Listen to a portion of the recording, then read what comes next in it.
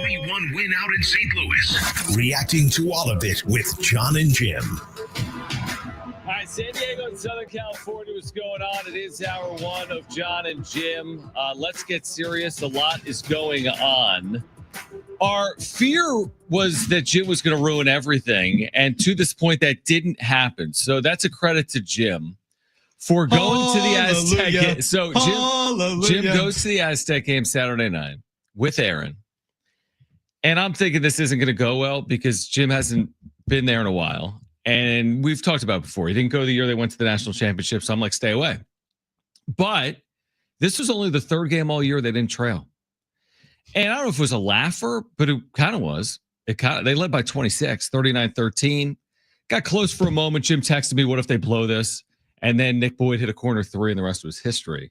But thank you for not ruining everything. Wait, what was that? Thank you. Whoa. One more time? Not ruining one more time? Everything. But honestly, I don't know if it was you. I don't know if it was you or Aaron. I'm going to give Aaron the credit. Oh, yeah, all the credit. Because I feel like if you were there alone, they'd probably lose by 16. It was a great game to go to.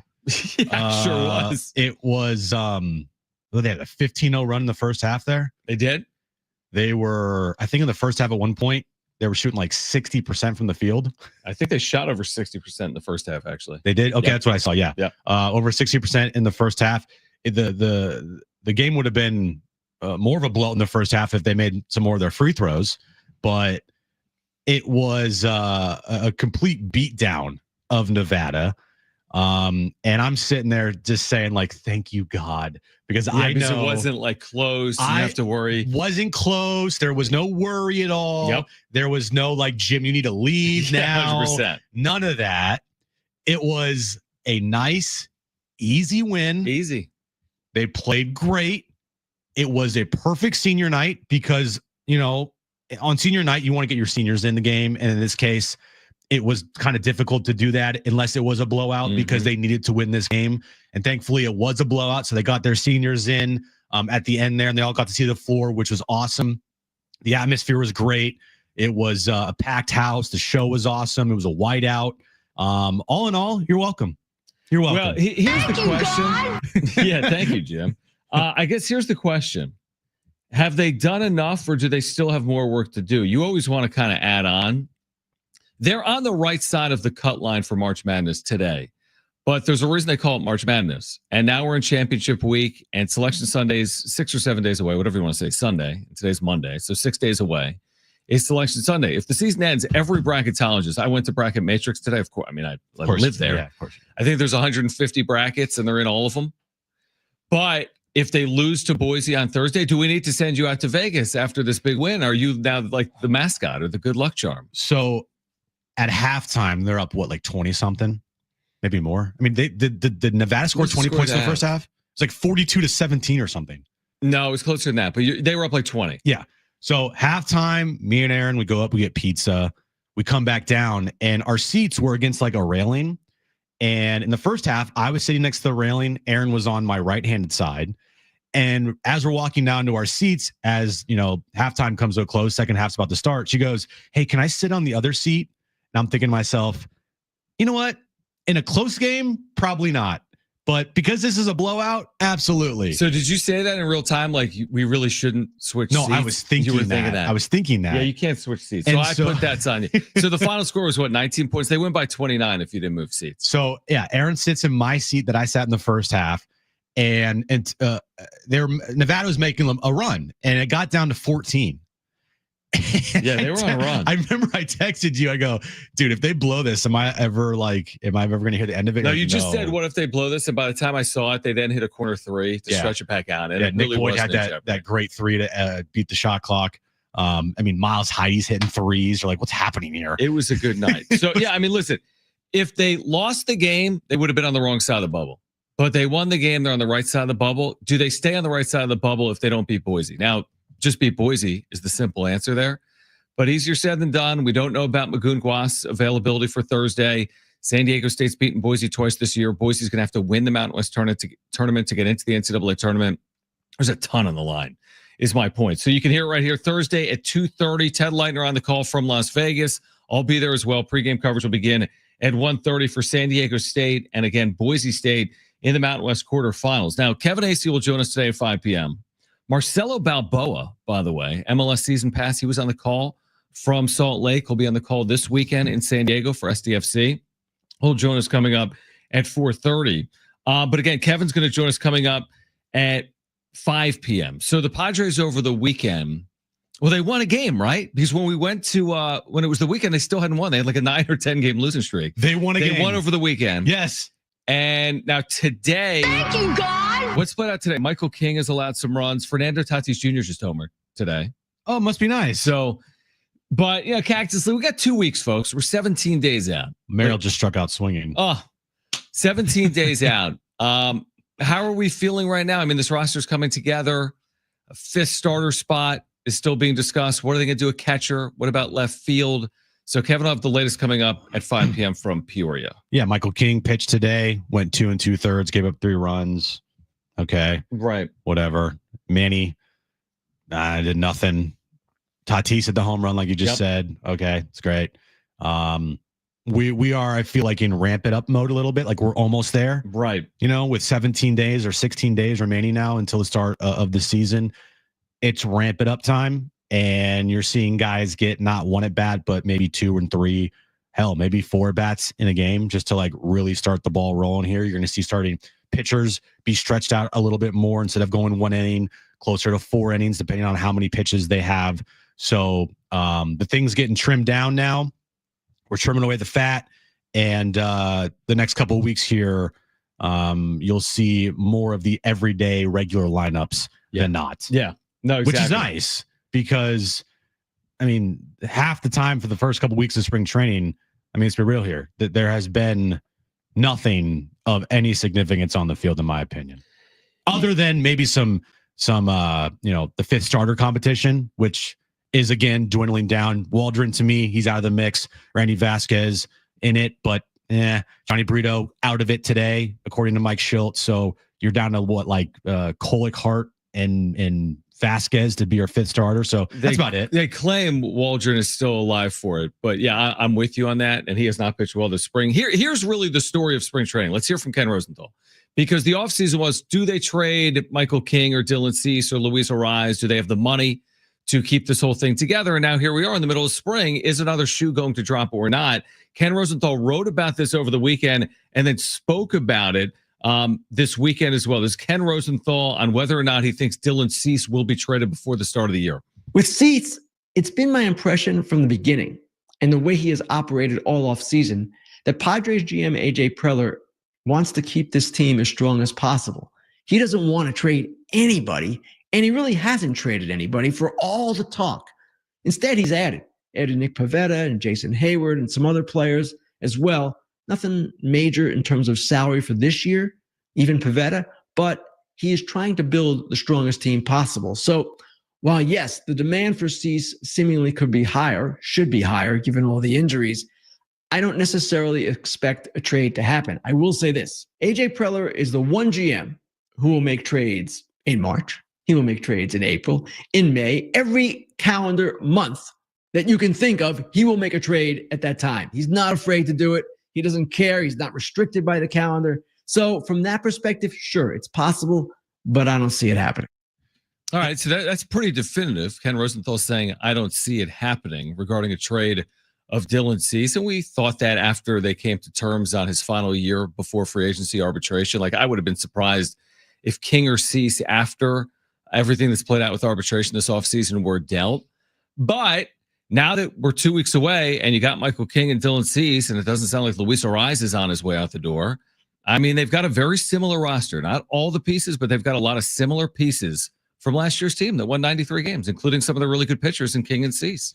And why I think the conversation of Cease and King are being brought up again is because you got certain big-time pitchers around baseball who are going to start the year on the injured list, or even worse, maybe miss a season because of like Tommy John surgery. Right. Garrett Cole is one of them. Kirby in Seattle is another one. 2 aces with their teams. 2 teams that want to contend. I know Seattle's done absolutely nothing this offseason, but I mean, The Yankees are not going to sit there and be like content with what's going on with their rotation, with Gill and now Garrett Cole, right, potentially missing time. So if AJ wanted to trade Cease or King, now would probably be the time to get maybe a good ransom, right, from the teams that are desperate, or you just keep them and see what you got. I am, and we've been on this train, is like you keep them to compete, not keep them to just whatever, but you keep them because you have plans of competing. And I like the, reaffirming from, Ken Rosenthal, and I'm sure, his sources and whatnot, like, okay, with the, injuries that are going around baseball with starting pitching, are you guys planning on circling back to maybe trading King or Cease or seeing what you could get for those guys? And it seems like they're not going to do that. Yeah, because the Padres shouldn't be in 2025 like a farm club for the rest of baseball. No. They're not positioned because, well, we could get now a King's ransom for Michael King, so let's move him because there's injuries around the sport. They got to win now. I mean, I'm sure they want to improve the roster in 2026 and beyond, but they need to win now. And even if you could get a better return for Dylan Cease today than you could have gotten yesterday, that doesn't necessarily make the Padres better in 2025. So we'll see, but it sounds as if King and Cease will be here, which I do think is a shot in the arm for Padres fans heading in to 2025. All right, we have an update on the catching situation that's playing out in camp as well. A fascinating quote from Mike Schill. We don't have the sound, we have the quote that we'll read to you. The latest on the Aztecs heading to Vegas for the Mountain West Tournament, San Diego FC. They just will not lose. Marcelo Balboa, who played internationally for the U.S., played at San Diego State. MLS season pass, called this weekend's match. He'll join us coming up as well. Kevin Acee too. It's Jon and Jim. Stay with us.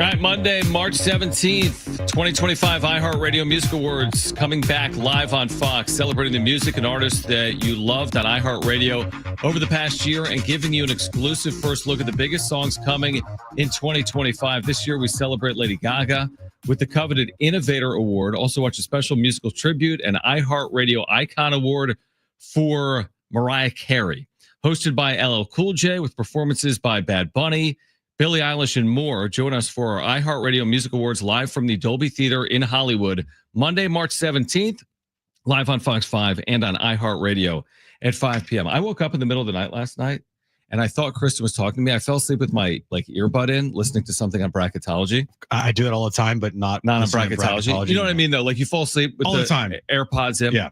And I swear, it was like 2 a.m. I get up to use the bathroom.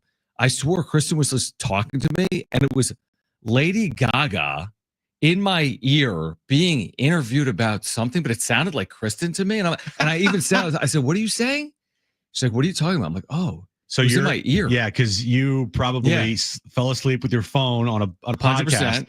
It finished the podcast. To something else. And it randomly went to a bunch of other things. I've done it all the time. And then 5 hours later, it's Lady Gaga, who sounded very much like Kristen in that moment to me. And I'm like, what are you saying? So then my next question is, why does your algorithm no idea all of a sudden go to a Lady Gaga podcast or something? And the only reason I knew it was Lady Gaga eventually, not Kristen, is because then like the interviewer said, like, we're with Lady Gaga. It made zero sense. It made absolutely zero sense. Okay, so there's this fascinating quote. Find someone that loves something more than Mike Schilt loves his players. This quote might be, and I know this is recency bias, and it just happened, but this might be one of my favorite Mike Schilt quotes. I wish we had the audio. I wish we had the audio form. So this is from Dennis Lynn in The Athletic, what Mike Schilt said. Listen to this. This is on Martin Maldonado, okay? The Padres veteran journeyman 38-year-old catcher. So this is Schilt. I'm going to be pleasantly surprised, but stunned. I'm going to be pleasantly surprised, but stunned if I come across anybody with the intellect, game management, game acumen of Yadier Molina, Padres manager Mike Schilt said. That being said, it's the closest conversation I've been able to have with the catcher watching the game. He's very advanced, high baseball IQ guy. I mean, look, he's won a World Series as well. Yadi's on his own planet, but Maldi's in that galaxy. But then you look at his baseball reference page and you realize he's talking about a guy that hit 119 last year with really bad defensive analytics, who's 38 and is on is in maybe his last year in the major leagues at this point, if he even reaches the major leagues this year. When he says the same galaxy, did he mean like another universe? I don't know. That you have to go through like portals to get to, and it's in another dimension, and then it's in another reality, and then maybe that's where he's talking about. But how can you say that if this guy starts the year in El Paso? So has he made the team? Is he the backup to Elias Diaz? And why is he backing him up if he's Pudge Rodriguez crossed with Yadi Molina, crossed with Johnny Bench, crossed with whomever, Mike Piazza, Buster Posey? He hit 119 in 135 at bats last year. His career batting average is 200. It's in the top 5. Right? I can't even talk right now. That's the dumbest thing I've ever heard. He hasn't hit 200 in a season since 2019. Dude, give me a break. He hasn't hit 200 in a season since 2019. 2019. Now, it doesn't mean he's not a good defensive catcher, but he wasn't last year. So does this mean he's starting opening day, Jim? Does this mean he's starting the All-Star game? Martin Maldonado is so bad. It is classic Schulte for him to hype him up to Yadier Molina status. That is a classic Schulte quote. I just I don't even know what to say. I don't even know what to say either. I agree. I view Martin Maldonado as a last case scenario. If everybody's hurt and you need a catcher, that's Martin Maldonado. Yeah, defensively 2 years ago, he was really good. That was 2 years ago. Last year, he was awful. Awful. He's 38 years old. He hit 119 last year? 119. Okay. If Martin Maldonado plays 50 games this year for this team, how many hits do you think he gets in 50 games? Well, last year over under 15. Well, that's the perfect over-under because last year in 48 games, he had 16. I would take the over. I would expect him to hit better than 119 in San Diego. That was with the White Sox. As Talking Friars, who is watching us on YouTube right now, surprised you're not watching the game. He says he's talking about his IQ, not his offense. Okay, well, if his IQ is so great, why didn't nobody else pick him up? He might have great IQ. That's great, but he's not a good baseball player anymore. I mean, let's be honest. Like, Ben, let's be honest. Like, this quote is extreme, overreach. It's Mike Shildt, so I'm not going to overreact to it because Shildt says things like this. But, I mean, you don't compare Martin Maldonado, who's going to be 39 in August, coming off the season he just had, to Yadi Molina. But why? Because you manage Yadi Molina? Okay, that's the comp. And I manage Yadi Molina. Now I'm managing Martin Maldonado. You can have everything, but this is a zero-sum game, right? It's the major leagues. So in a zero-sum game, it's about production, right? That's solely what it's about. He may have some of the acumen necessary to be a really good defensive player. He's 38 in the big leagues. That speaks for itself. Yeah. He's been there for 15 years. But, I mean, you can't discount he had a -1.5 WAR last year with the Chicago White Sox, and he hasn't hit for 5 years. Now, he'll run into a ball. He is absolutely capable of running into a ball, but by hitting 100, I don't really know what value it truly provides, and you're coming off a year in which you got really good production out of catchers. So to equal that, you're going to need more than good baseball IQ, is what I would say, because what they got last year was really good.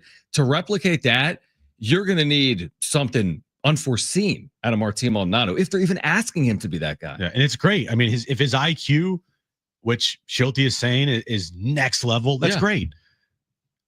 IQ can only do so much for you when you're Martin Maldonado on the field, because he can't hit. His defensive numbers last year were awful, and he's a just black hole in this lineup. You can have the greatest IQ ever, but the dude can't hit. And defensively, I still got to. I mean, I got to see it first for a 38-year-old catcher. All right, this isn't Martin Maldonado of like 6 years ago, when you might have viewed him as like one of the better defensive catchers in baseball. It's Martin Maldonado closer to 40 years old. The beauty, if you're Maldonado, is if you do anything, everyone's gonna be like, "Oh my gosh, did you see Maldonado 1 for 3 throughout that base runner?" You know that's gonna happen. I know. When he starts 3 for 10. And I see Ben retweeting the 3 hits. Yeah. But it's a long year. And what Kyle Higashioka provided to you a year ago. And by the way, they're not asking Martin Maldonado to be Kyle Higashioka on offense. So let's be clear. And also, they're not putting him in a situation, or Elias Diaz. Like, you don't have the same catching dynamic as you had a year ago, in all likelihood. Like, if you get similar production this year than you got last year, then AJ Preller masterclass. But you might just get Diaz and Campy and Maldonado, and it's just serviceable, and hopefully you can quote unquote overcome that with the rest of your lineup. Yeah, I view the catching position as by far the weakest position on this team. Not even close. Even left field, it's still a weak spot for this team, but to me, by far and away, the catching spot in the position is the weakest. Of the 4 catchers they have that all could be playing the big leagues this year, none of them do I feel comfortable with playing like a long period of time. I mean, there's so many question marks, right? Maldonado, you're getting released by the White Sox. Diaz, you're getting released by the Rockies. Campy, you've never done anything. Whoever the 4th catcher is you're talking about is Brett Sullivan. Yeah. I mean, this is you're talking about a team that won 93 games last year. You need all the positions to be productive. Yeah. And they better be the best defensive combination in the sport, working with a really good rotation and staff. And that provides a lot of value. And the offense, if it's secondary, which it is, that's fine. But they better be brilliant behind the plate if the offense is truly secondary for the entire unit. Yep. If Martin Maldonado is going to hit 119 again, he better be literally Yadier Molina defensively behind the plate or close to it. And if he's not, then it's a worthless player to have on the team. All right. On the other side, we can continue that conversation. We do want to hear from you, by the way. 70470. Start it with the word team. Is San Diego State going to the NCAA tournament or not? San Diego FC remains unbeaten. Kevin Acee will join us at 5. Marcelo Balboa, who starred internationally for the U.S., played at San Diego State, has been on the call for San Diego FC on Apple. He'll join us at 4:30. It's Jon and Jim.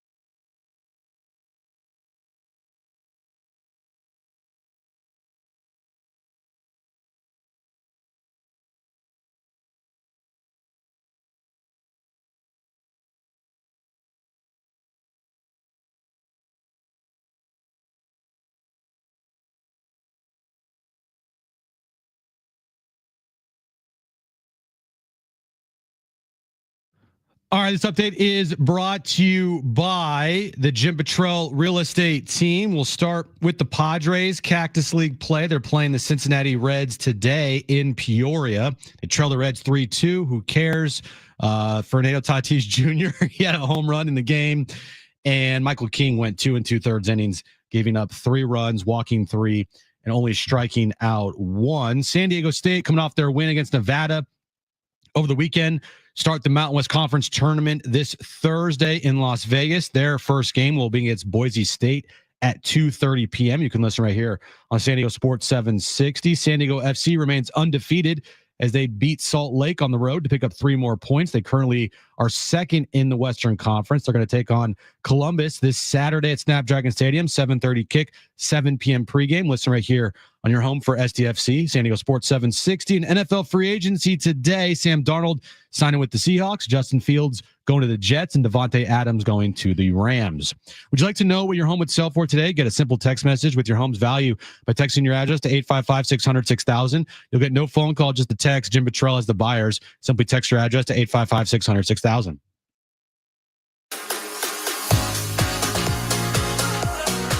All right, Jon and Jim, San Diego Sports 760 here until 6 p.m. Sean Lewis, Aztec football coach, will join us Wednesday. By the way, I searched high and far. What's the term? High and low. High and low. High and far. Sure. I don't even. Is it high and far? I think it's high and low. No, Jim's right. High and far. Oh, I'm dumb. No, it's high and low. High and low. High and low. Right. You're right. It's like the best 30 minutes of your career. These are the greatest 3 days of my life. I searched high and low today for a bracketologist and could not get one on. I find that to be hard to believe. I do too, until you look at who I texted. But people are at like the WCC tournament and the Horizon League and the MAC and then so we do have a bracketologist tomorrow. So no bracketologist today. We will have a bracketologist tomorrow. Now, as I do the show, am I looking at different bracket related business? Yeah, I am. And the question really today off San Diego State's win on Saturday is, are they in the tournament? And I don't think it's as simple as yes or no, because in men's college basketball, there's tournaments going on all around the country. And if bids get quote unquote stolen, right, teams that wouldn't otherwise be in unless they win their conference tournament, that's taking spots away at the back of the at-large pool.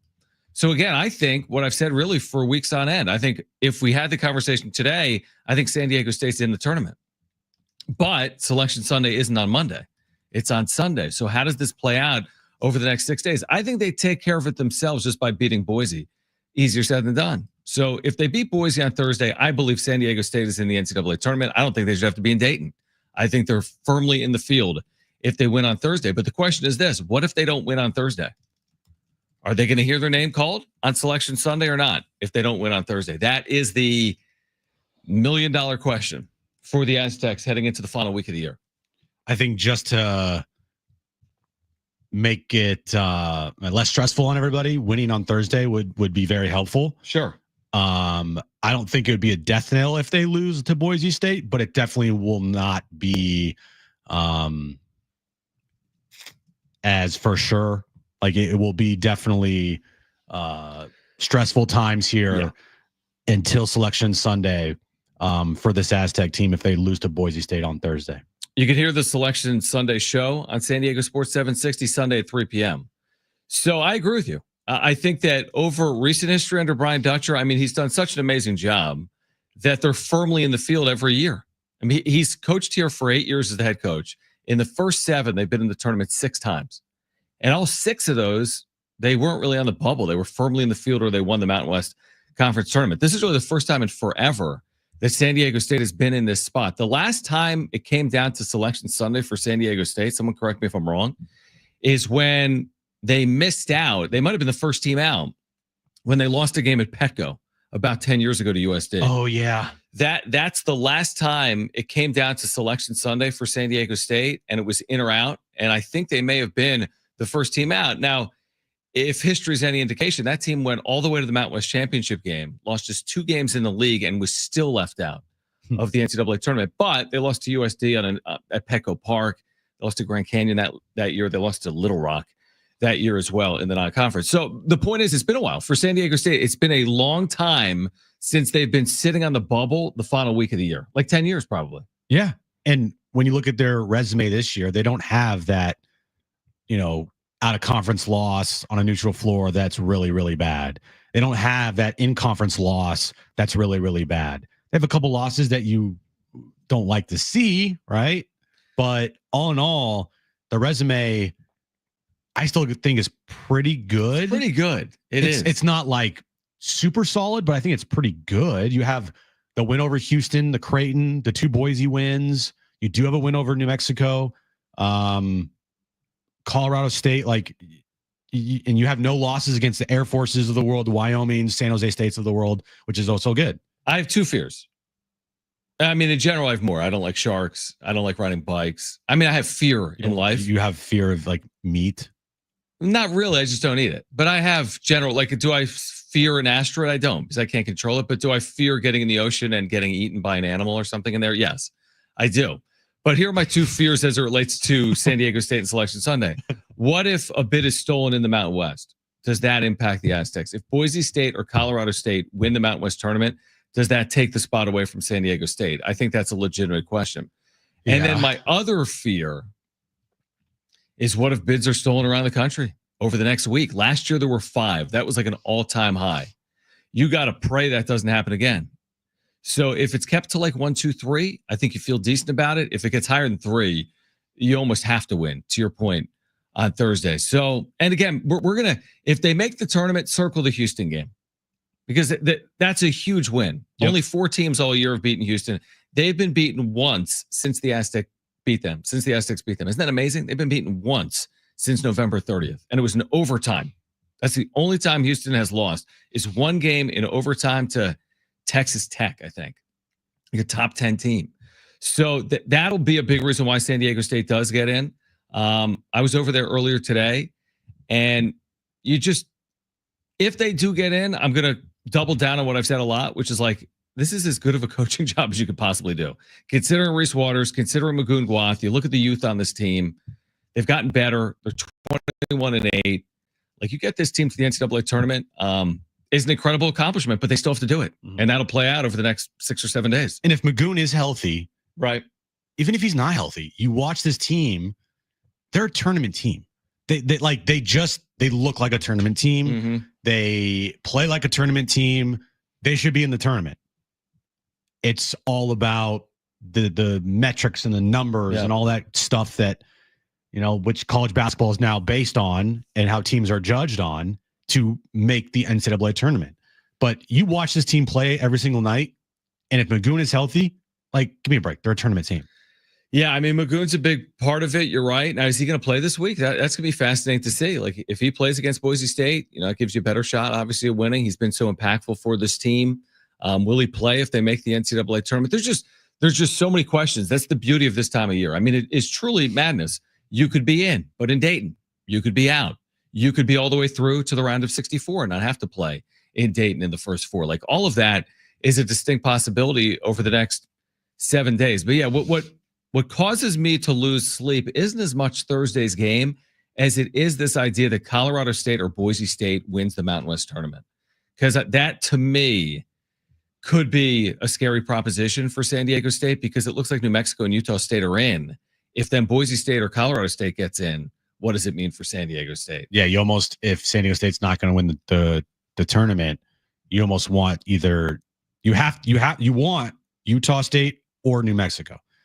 You're right. If Boise or Colorado State win the tournament, yeah, that's a bid stealer right there in your own conference. Right. So, like, that's where the tough thing comes in, because the Mountain West is not gonna get more than, I think, 3 teams in, right?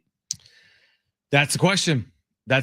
I mean, will they get a 4th? Last year, they had a bid stolen. New Mexico stole the bid, according to the selection committee. That was their 6th. Yeah. Will the selection committee give the Mountain West another bid this year? They caught flack for letting 6 teams in. Big East and ACC were upset about that.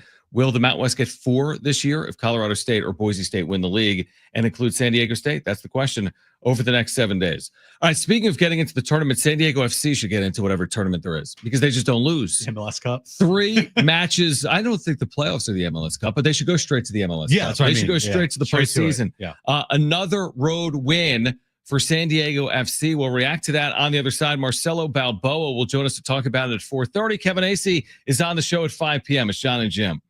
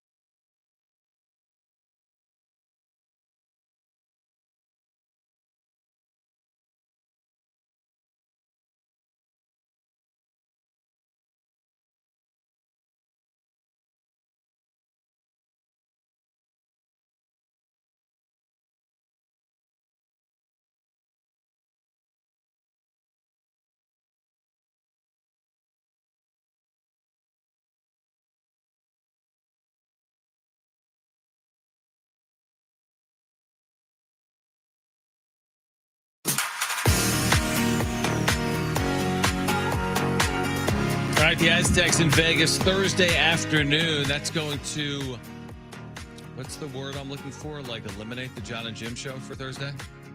What would the word be? It would be preempt. All right, so the Aztecs are in Vegas Thursday afternoon. That'll preempt Jon and Jim. Mountain West quarterfinals, pregame coverage at 1:30. Ted's got the call against Boise at 2:30. Remember to download the app, turn up Ted, and turn down the TV and listen on the iHeartRadio app. Just search for San Diego Sports 760 and put it in your presets. San Diego State, Boise State, 2:30 Thursday. Your home of the Aztecs, San Diego Sports 760. So while we're at Viejas on Saturday night, Aztecs win by 19. At the same time, San Diego FC is continuing its season on the road. They're in Salt Lake, right? And Darren's on the call, Adrian Garcia Marquez.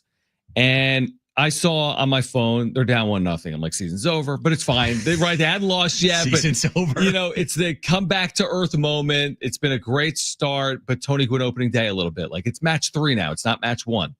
But they had other ideas. They had more faith. And they even it up on a header. And then they scored not once, but twice in stoppage time. They stunned Salt Lake. That would have been my headline. Salt Lake stunner. They win 3-1. They're 2-0-1. They're coming home for Columbus on Saturday night.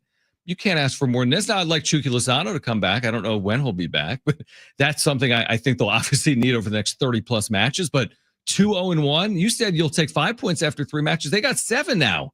Anders Dreyer get the game-winning goal in stoppage time there. This guy's scored how many gols already? 3. That's a lot. They added one on there towards the end of the match after that goal by Dreyer. I was listening to the match in my car on the way to Viejas. Again, Adrian Garcia Marquez is fantastic on the call. So is Darren. And I listened to the first goal, and I kind of thought the same thing. I go, okay, season over. Not season over, but right. They're gonna have to lose a game this year, right? And it's gone pretty well for them so far through the first 2 matches. Now you would have loved to see them pick up 3 points at home in the home opener, but they still got a decision there, and they got a point, 4 points through 2 games. You would have signed up for that in a heartbeat if you're San Diego FC. And 7 points through 3 matches, that's the dream scenario for this club. And I think what's more impressive is that they have picked up wins on the road and 3 points, at Galaxy and at Salt Lake. Like that is very impressive, especially for an expansion team to play as well as they have played on the road. Because, you're always going to get that extra motivation, and the home crowd's going to help you for your home matches. And again, they've only played 1, and St. Louis, parked the bus and they packed it in, so made it damn near impossible for FC to get a goal in that game. But how they played on the road is, I think, a great sign for this team going forward. And the fact that in all 3 matches they have been on the attack, all 3 of them, I think that's just a great sign. Well, here's what I know. I'm at the MLS Power Rankings at ESPN.com because all that really matters is power rankings. Yes. And San Diego FC, the expansion team that entered the season 23rd in the power rankings, how I have no idea, has moved up to 9th. But here's the thing. Their opponent this weekend, the Columbus Crew, are top 5. They actually started the year top 5. They're now 6th. They're 2-1.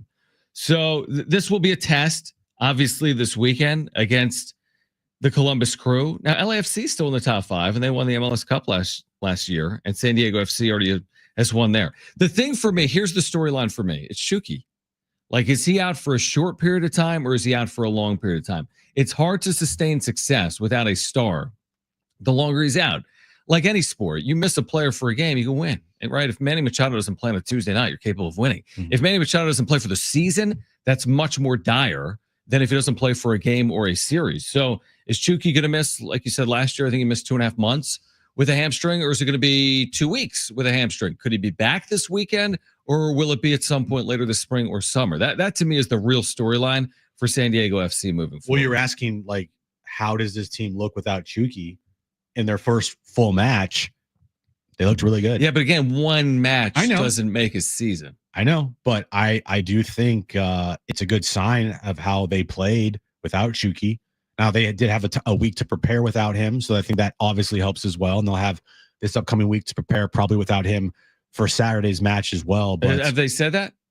No, I'm just They'll be saying. out? I don't. He's out. He's week to week. Okay. But I would be surprised if he comes back this weekend. Are you breaking some I'm news? not breaking any news. I'm just saying I'd be surprised. Well, okay. I don't know what they said last time in terms of the extent. Well, they never say anything. They're not going to say. It's like Okay. hockey where they're Gotcha. like lower body injury. So and when we say week to week, it truly could be 2 or 3 matches, or it could be 2 or 3 months. Yeah, you think that the Padres are stingy when it comes to injuries? It's even more so with Yeah. So yeah, I mean, to your point, I mean, you want to win even when you don't, you aren't at full strength, so to speak. But I know this, to your point, like in any sport, the adage has to hold true here in MLS like it does in baseball. If you win on the road, you got a good chance to make the postseason. When baseball teams win on the road, they have a really good chance of making the postseason.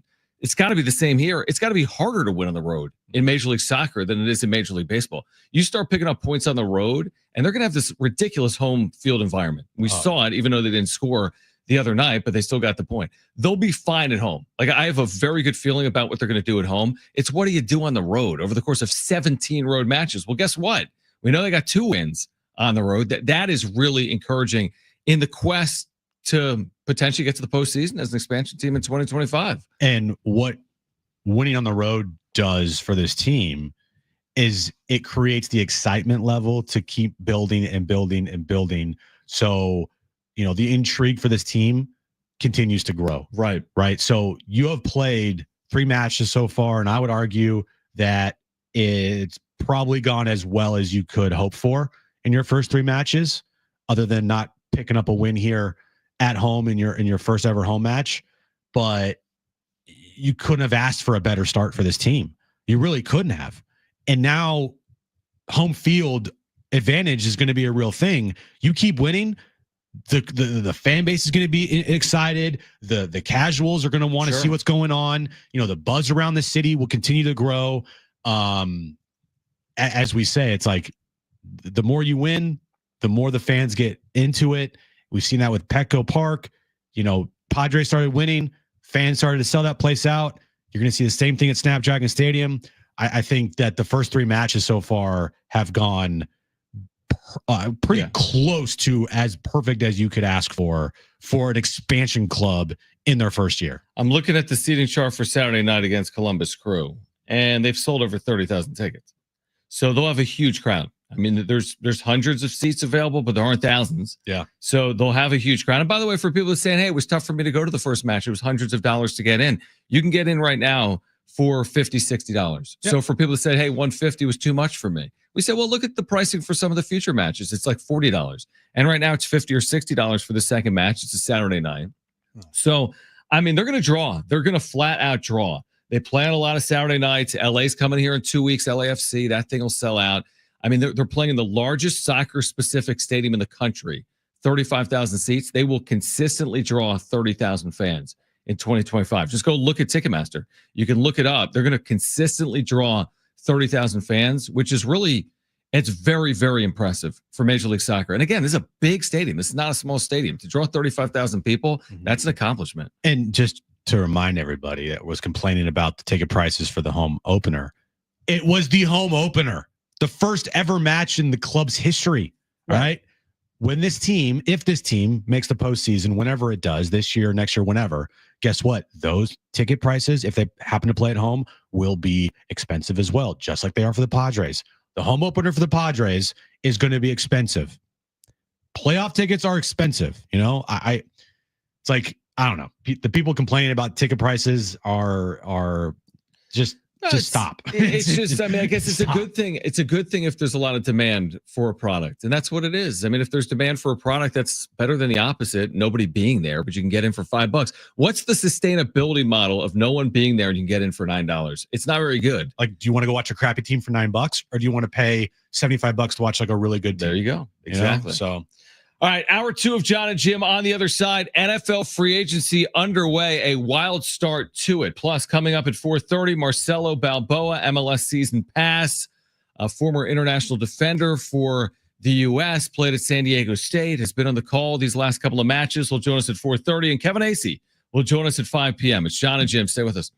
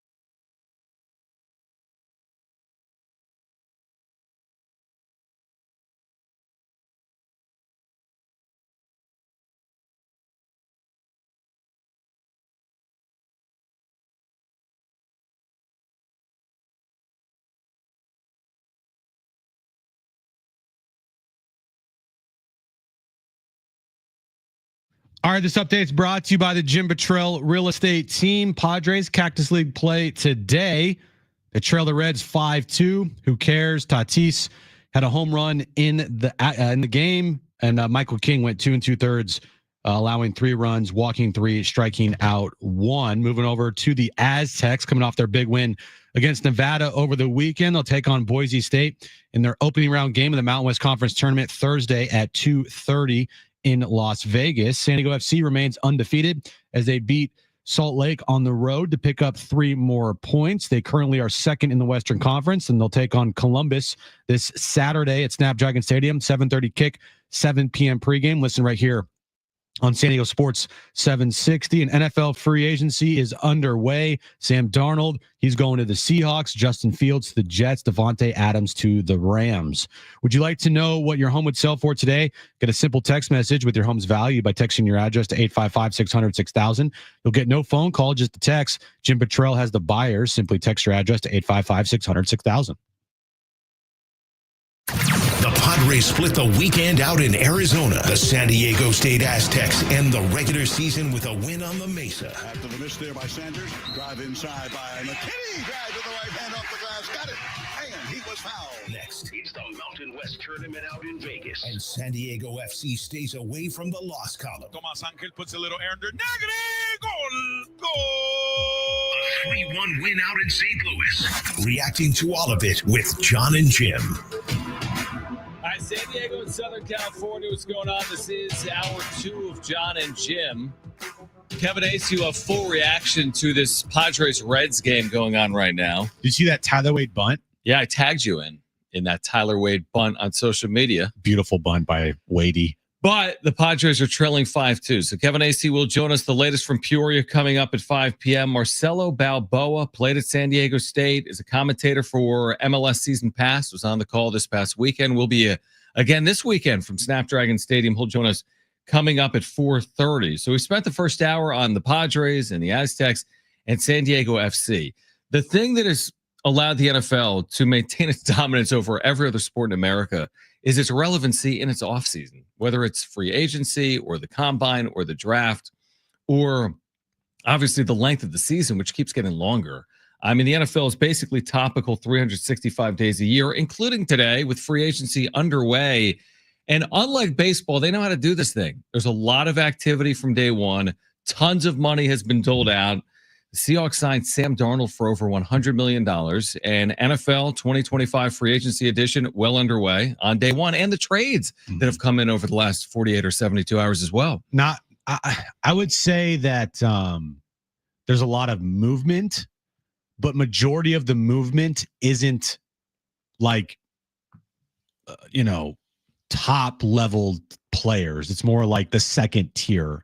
I mean, you're saying right now that what's going on so far today? Well, I mean, do you consider? Sam Darnold is considered the best quarterback available in the market, but he's still Sam Darnold in my opinion. Sure, so not like a top 5 player, but even some of the trades or some of the names that we've heard here, like DK Metcalf. Yeah, I mean, they're again big names, maybe not the biggest names in the sport. Right, it's not LeBron James. No. Signing. I was more or less talking about just today. Got you. Not just this weekend. Yeah, a couple players getting massive deals like Javon Kinlaw getting $30 million guaranteed. You're like, Are you serious? I see your point. Like just Aaron Banks getting $77 million from the Packers. You're like, huh? Or like even like a quarterback like Justin Fields. Like, okay, okay, it's fine. It's a name because all the quarterbacks are names, but this isn't the top 2 quarterbacks in the league switching hands this offseason. I really like what Brent's Bears are doing, which is just beefing up the O-line and beefing up the D-line, but not really many flashy moves as of right now.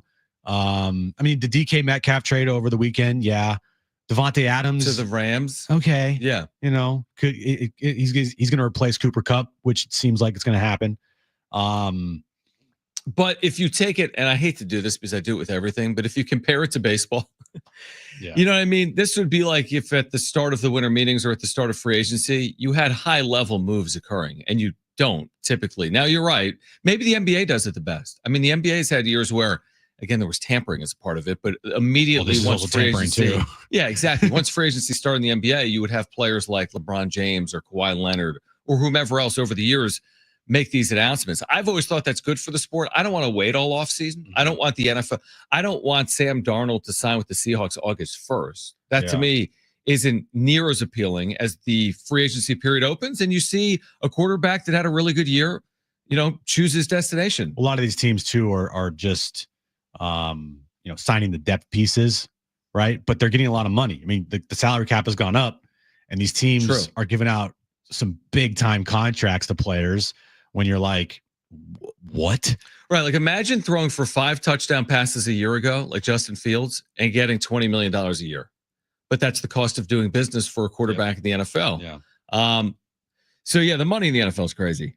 It really is. It really, like you said, because that cap number goes up so much because the TV money goes up so much that the cap number is incredible in the NFL. I think one of the most significant moves, and it wasn't a free agent move, just over the past couple of days, the most significant move in the NFL was the Myles Garrett contract. Right. $40 million a year. Which is the highest paid non-quarterback in the NFL.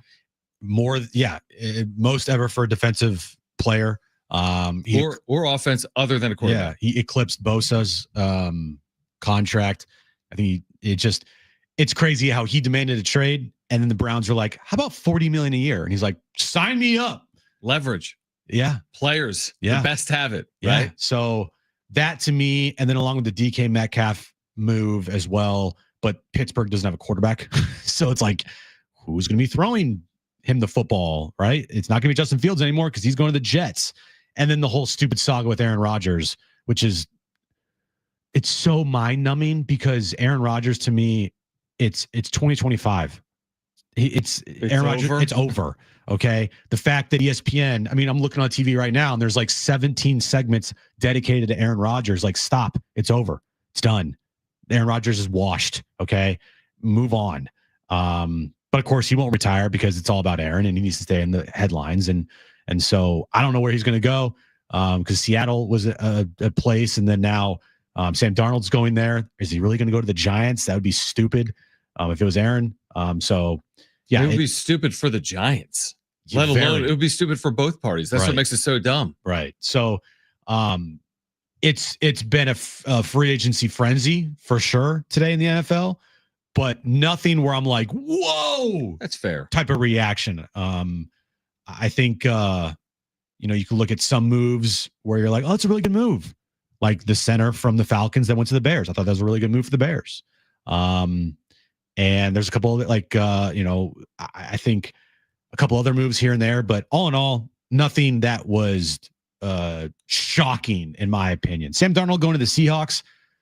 Okay, fine. But it's not like, oh my God, that's crazy. No, I agree with that. By the way, the breaking Major League Baseball news, which we already kind of knew, is that Garrett Cole, we thought he was going to have Tommy John. It wasn't official. He was going to get a second opinion. He has now said he will undergo the knife and have Tommy John. He will miss at least the 2025 season. So Garrett Cole, that is a massive loss, obviously. He will not pitch. There's no scenario in which he pitches in 2025. We'll see if he's back to start 2026. That's only 12 or 13 months away. So Garrett Cole will be shut down. He will undergo Tommy John tomorrow. And that is not the way you want to start a season. That's where we started the show. Mm-hmm. With teams maybe having leverage on starting pitching because starting pitchers are going down. That to me is not a reason to sell off starting pitching if I'm AJ Preller. But from a Yankee perspective, that is a brutal blow to start your year with that news. And they also are dealing with injuries to Luis Gil as well in the rotation. Yep. Giancarlo Stanton probably going to start the year on the IL. Well, that's like a national holiday. But still, I mean, he's a big part of their team.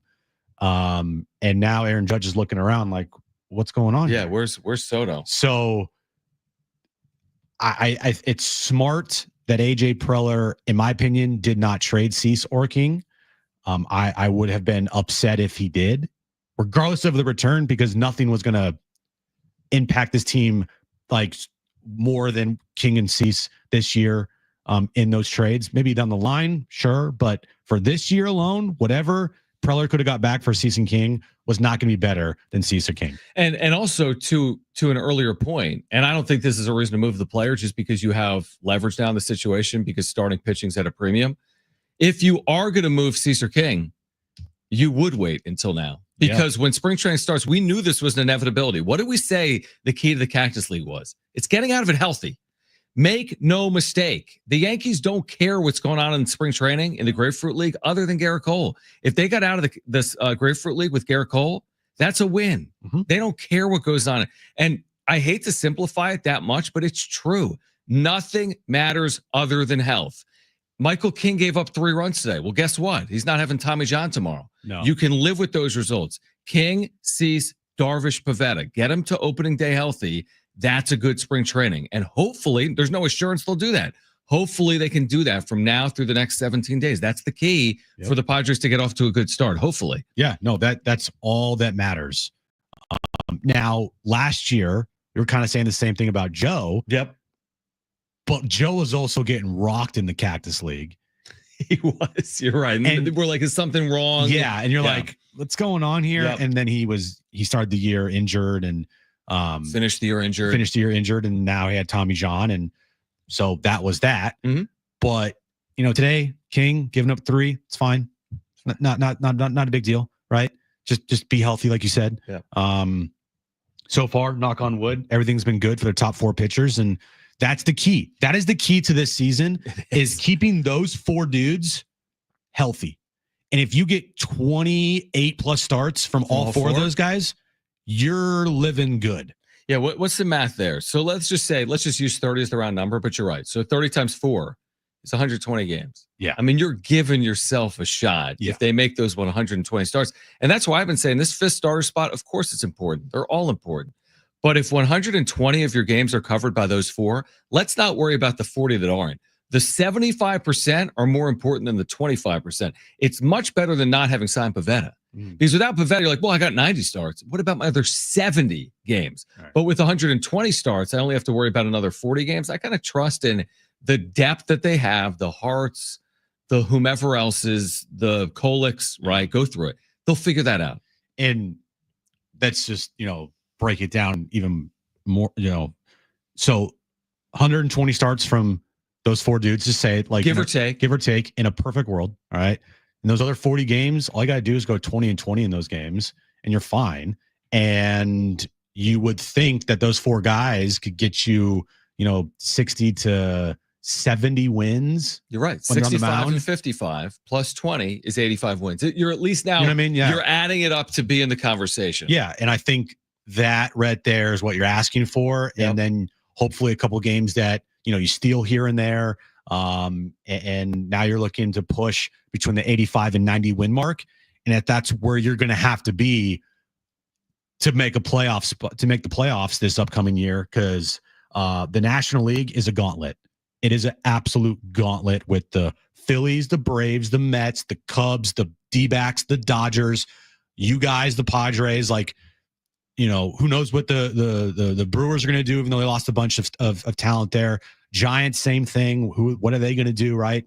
It is a gauntlet in the National League. It is. I agree. All right, coming up within about an hour at 4:30, Marcelo Balboa, great soccer player in his own right, now on the call. MLS season pass, had the call for San Diego FC this past weekend, does this upcoming weekend.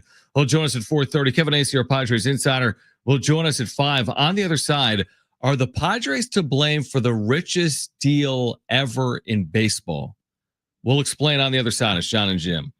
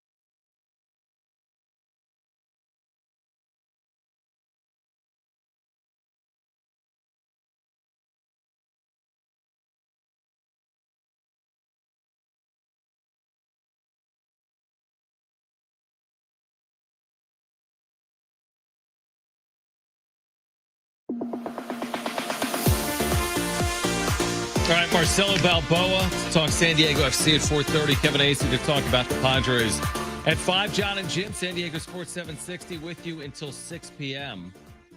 All right, so did you watch the postseason last year, baseball? Did I watch the postseason? Did you watch the Padres-Dodgers series? Yes. Okay, so the Padres had a 2-1 series lead. Let me walk you through this. I know where you're going. I mean, there's talk that day. Is Dave Roberts going to keep his job? And a lot of people were saying he will because this isn't their best team and they're going to be better next year. Glasnow's coming back. They're going to go get Roki Sasaki. Otani's going to pitch. This isn't the year where they're at full strength, so it doesn't matter. That was the messaging you heard for 48 hours or whatever it was. Well, and then, of course, the way it plays out, the whole Ken Rosenthal BS, and then the way Roberts uses that as motivation, we may not like it, but I said earlier, zero sum. They used it to their advantage. They win the World Series. Today, he gets the richest deal ever in baseball history for a manager. Over $8 million per year. It's over $32 million. He's the winningest manager in the history of the sport by winning percentage. He will go away whenever he wants to go away because they're going to win at a high level for forever in the regular season. And I guess maybe there's a different world where if the Padres close out that series, things look different. But I put a lot of that on the Padres. And I know what people are going to say. Well, it was bogus the way Dave Roberts used what happened with Machado against him to motivate his team. And I think about it like this. If Machado would have done the same thing the other way and used something to motivate his team, I know they're not managers. What would we all be saying? Well, I'm glad they won the World Series, but no, nobody would be saying that. So you might not like it. I didn't like it at the time. But at the end of the day, it motivated his team to win. And they went on and won. From an unbiased perspective, it was kind of a genius move. Right. I hated it. We did in real time. I still do. I don't love it, but I think it was Bush. But at the same time, who cares? It does. Who cares? Yeah, nobody's talking about it after the fact, right? They won the series fair and square. You know, all the antics that happened outside of the game, the Dodgers played that game, and they came out on top. I don't think any of the antics that Dave Roberts was doing played into the fact the Padres couldn't score in 2.5 games. That was on the Padres more than the Dodgers. And the Dodgers did pitch really well. Their bullpen did really well, but I mean, not one run. I mean, are we kidding? It was a joke. Right. Does Dave Roberts deserve that contract? Yeah. He just won the World Series. He has the highest winning percentage in baseball history as a manager. Okay. Yeah. Does he have the best team? Of course. But if anybody's sitting here today complaining about Dave Roberts getting a long-term contract that's not a Dodger fan, I mean, I don't know what to tell you. The guy's won. Do I like Dave Roberts? No. Do I think Dave Roberts more often than not messes it up? Yes. So in that instant, in that fact, they're give him a long-term contract, sure, because he's going to be perfect every time. No. And more often than not, Dave Roberts is going to do Dave Roberts things. And last year, it didn't come back to bite him in the ass. Here's the thing with that narrative. I disagree. What? Dave Roberts? I really disagree. And here's the reason I would say it. 2020, whatever you want to say, it happened. 2024, however it happened, it happened. Yes, they didn't win a lot of World Series in which he managed in the postseason, but they've won a lot of series. His regular season record speaks for itself. You can say it's the players, not the manager. I'm fine with that. But at what point is it just how much can he really be discredited as a manager at this point? It's hard to say that Nobody's ever now. won it at a better clip in the history of the regular season. He's got multiple World Series. Maybe the Padres are a reason as to why. Mm-hmm. So I'll put it on San Diego. You're right. I'm not saying if they get back, they're going to be outmanaged by Dave Roberts. He's this brilliant manager. I'm just saying it's kind of tough to discount his value when he has won. Yeah, could they have won more World Series? Sure. But I don't know. I'm not putting that solely on Dave Roberts. Certainly he's responsible for some of it. Someone just put in the chat. It's a fair point. Mike Schilt hasn't won elimination games. Yeah. And Mike Schilt's regarded as a good manager, maybe not the best. And I don't know if Dave Roberts is the best manager. I'm not saying he is, but it's hard to say that he's not a good one considering the results. And it is chicken egg stuff. I get it. He's got a very good team. Would he have the same results in San Diego the last 10 years? Probably not.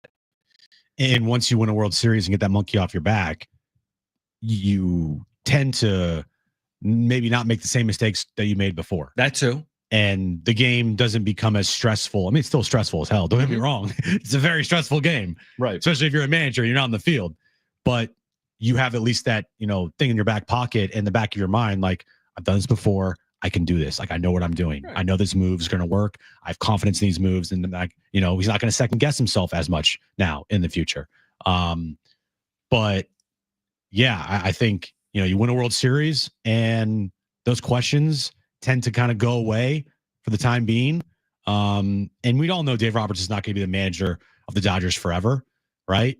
And No, not forever. However long this contract is, how long is it? 4 years. 4 years? 2028. Okay.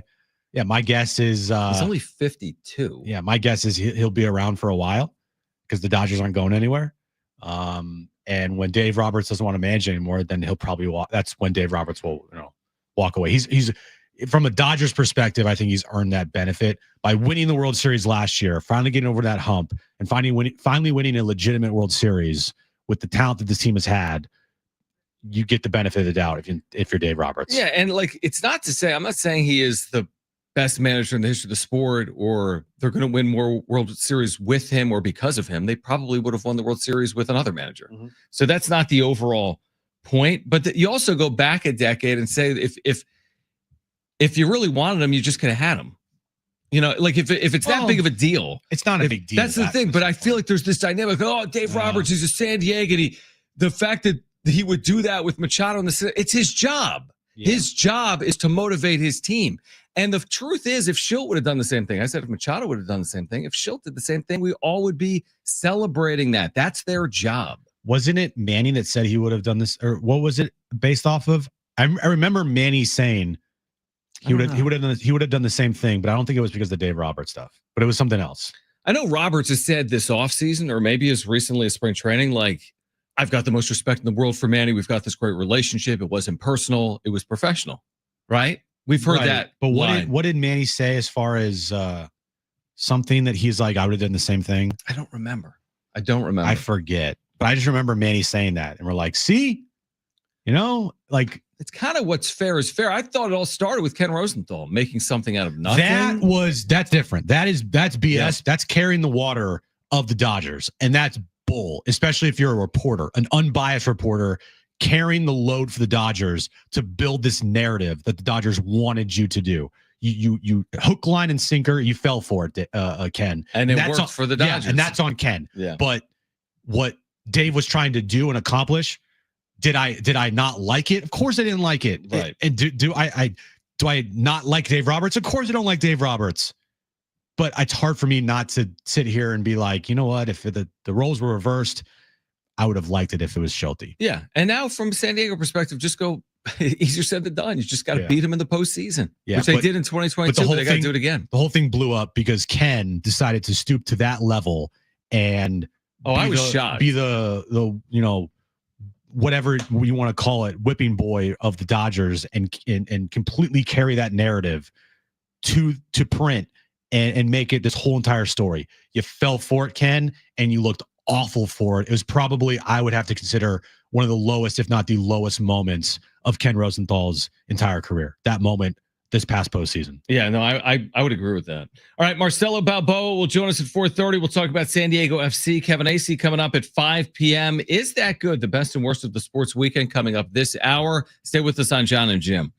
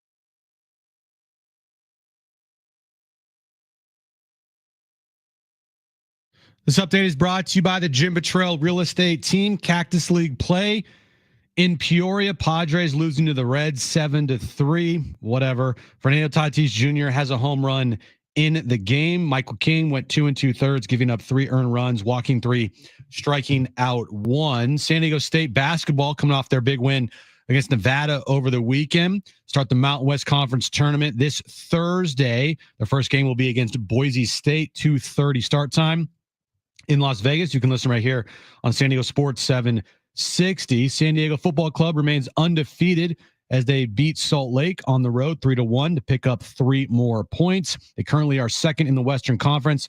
They'll take on Columbus this Saturday at Snapdragon Stadium, 7:30 kick time, 7 p.m. pregame right here on San Diego Sports 760. And NFL free agency underway. Sam Darnold, he is signing with the Seahawks. Justin Fields goes to the Jets. Devontae Adams to the Rams. Would you like to know what your home would sell for today? Get a simple text message with your home's value by texting your address to 855-600-6000. You'll get no phone call, just a text. Jim Betrell has the buyers. Simply text your address to 855-600-6000. All right, we'll get to Is That Good? The best and worst of the sports weekend in about 10 or so minutes.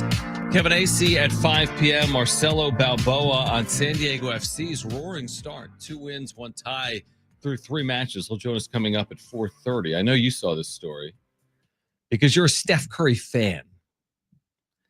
So this is a really interesting story, right? So Steph Curry goes to Davidson, whenever it was now, right? It's been more than a decade that he's been in the league, whatever it was, 15 years. Correct. At this point, he led them to an Elite 8. Little Davidson, right? Steph Curry stars there, bursts onto the scene. So in this new world of college athletics, like I don't even know how this works, but Steph Curry has been named an assistant GM for Davidson while he plays. Now, I think the premise here is they want his money. And he's going to find a way to fund both men's and women's basketball in the 8-figure range. That's $10 million or more over the next 3 years. So like the professionalization of college sports continues. You see how teams have general managers, whether it's football or basketball. Money has never played a larger role than it does right now. Name, image, likeness, and collectives. What do you make of that? I mean, Steph Curry is going to help fund Davidson and maybe bring them back to the level they were when he was there 10 or 15 years ago. And the way they're going to do it is essentially with what's necessary to win college athletics right now, and that's money. I know you're probably going to go with this one.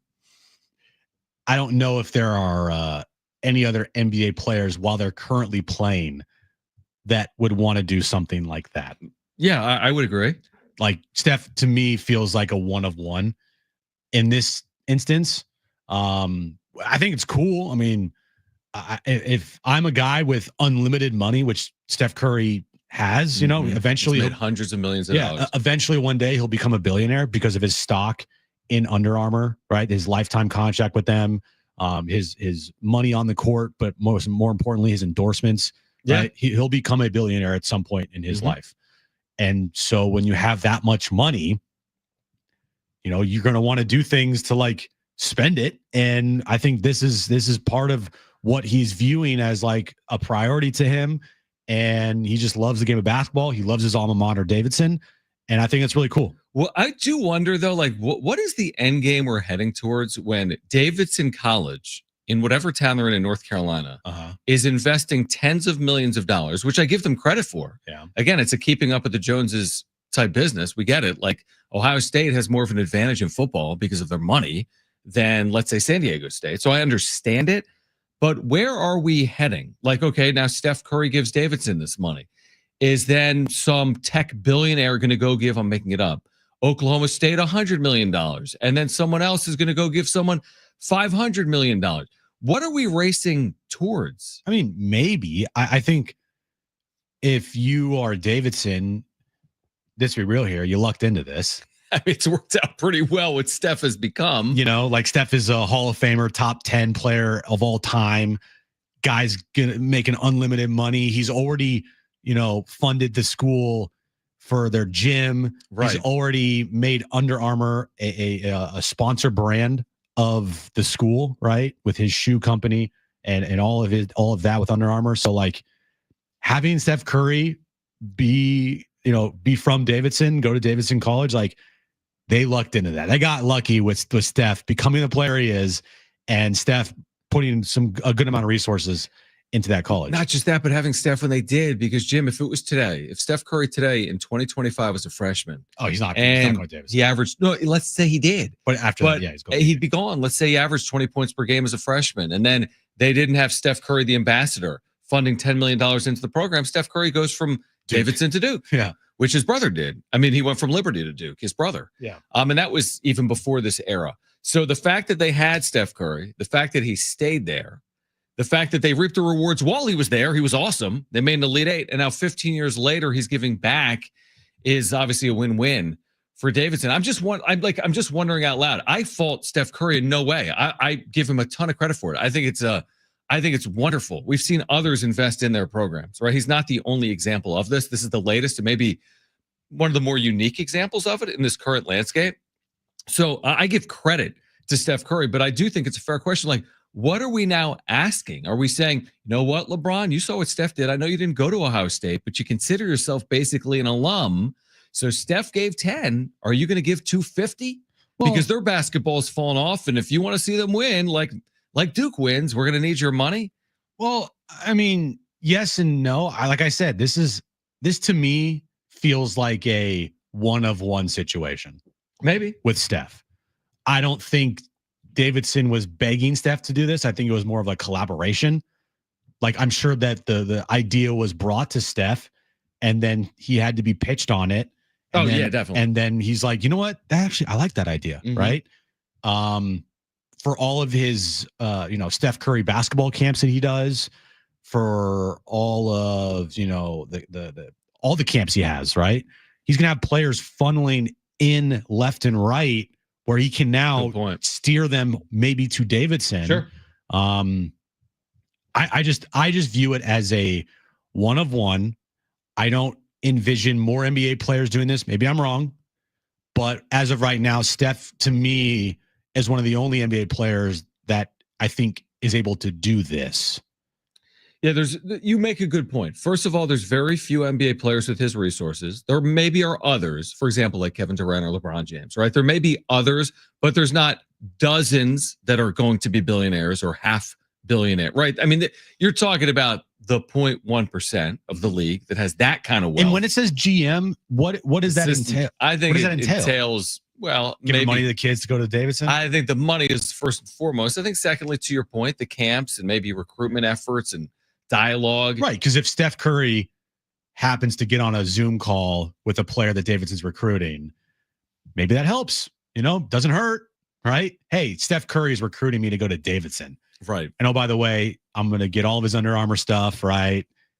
Go to his camps, get to go to some Warrior games maybe, right? Like do some things that are I wouldn't be able to do at other school. Like, it's not going to hurt. And it's about Steph giving time for that while being an active NBA player.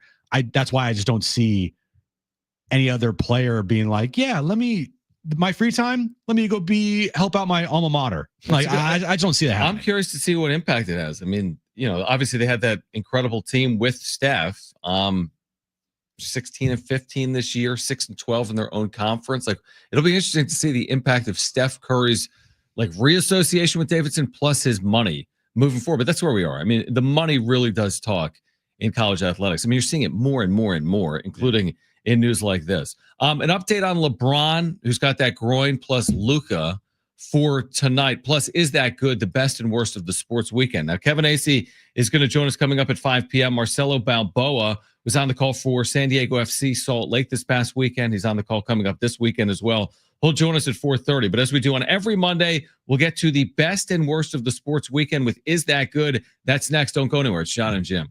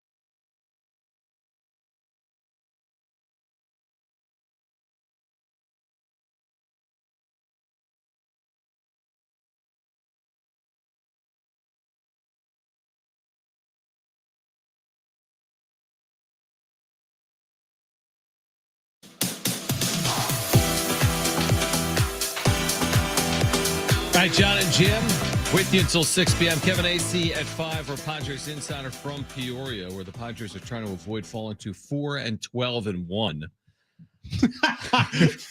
4-12-1. They're losing to Cincinnati right now in the 8th inning, 9-3.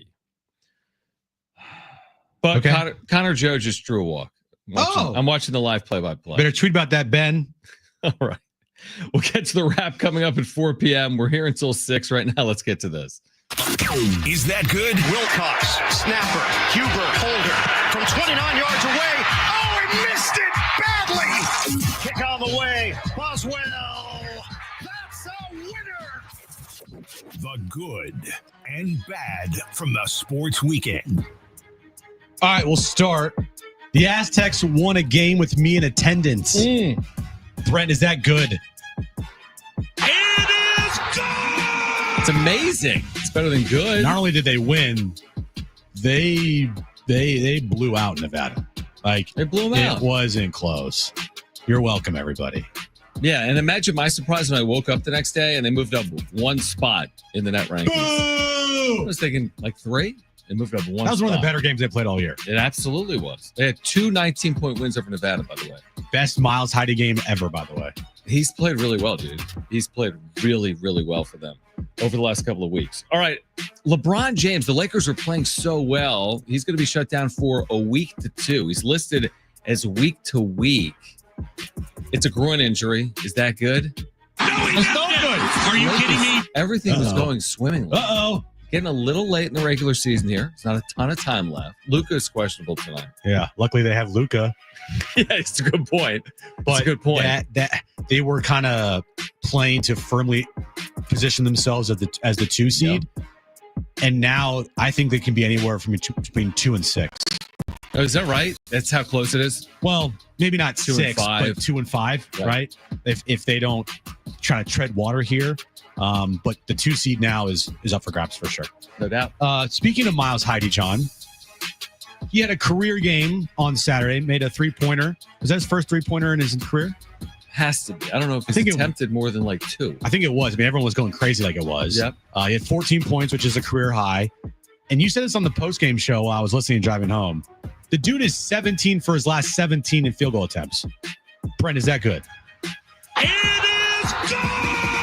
Yeah, he's like, I mean, he's really emerged and he's been great by the basket. Like his finishing ability by the basket, evidenced by what you just said, 17 for 17.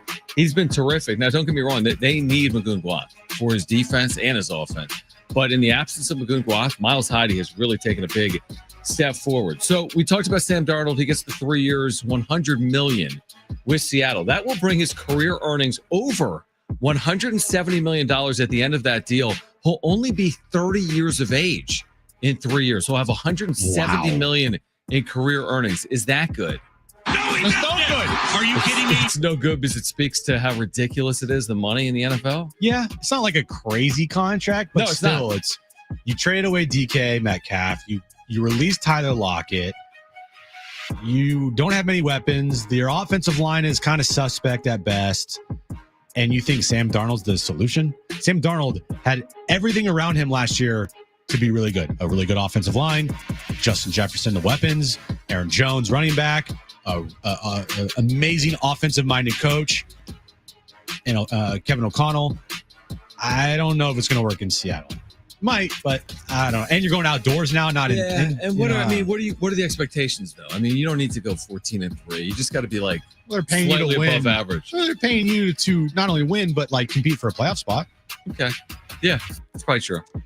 Finally, Anders Dreyer scored another goal this past weekend against Salt Lake for SDFC. It's his 3rd goal in as many matches this year. It was the game winner in stoppage time. Brent, is that good? It is good. He's turned out to be so far through the first 3 games of the season. I mean, great.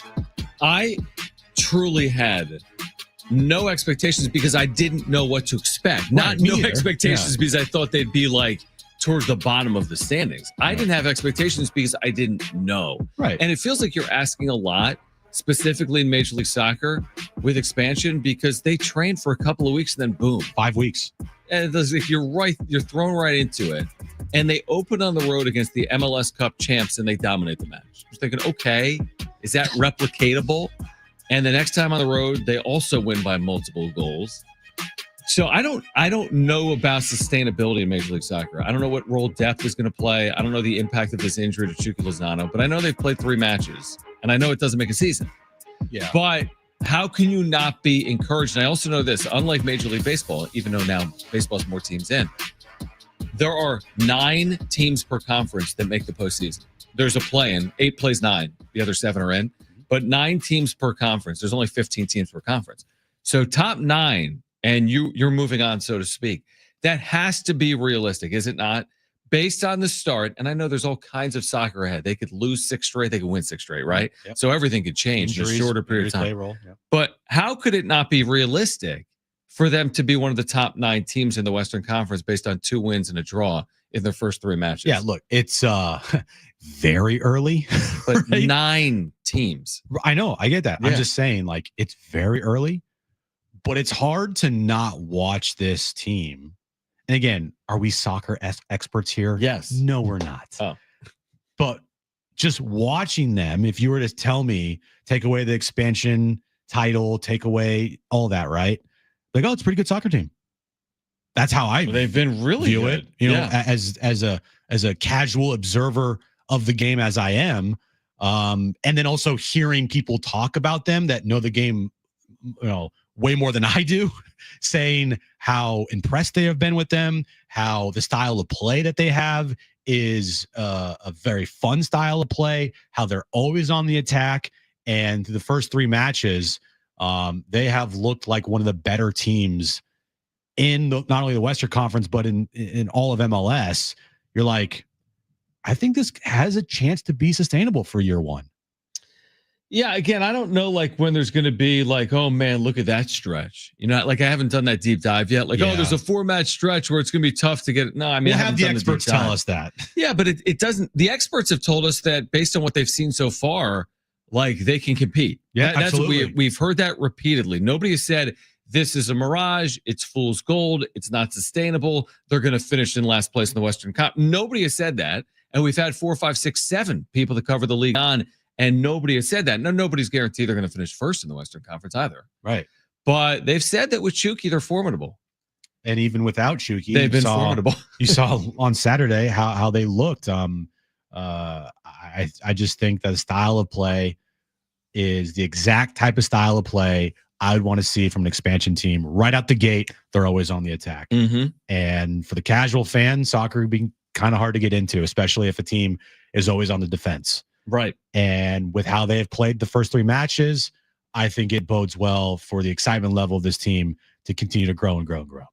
Keep this thing going. Again, they'll be home Saturday night against the Columbus Crew. That's Saturday at 7:30. Pre-match coverage will begin at 7 right here on San Diego Sports 760. All right, over the final couple hours of the show. Again, Kevin Acee is going to join us from Peoria, where the Padres are going to lose again today.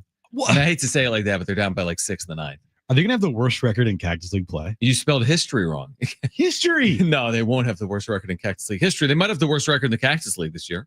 They might right now.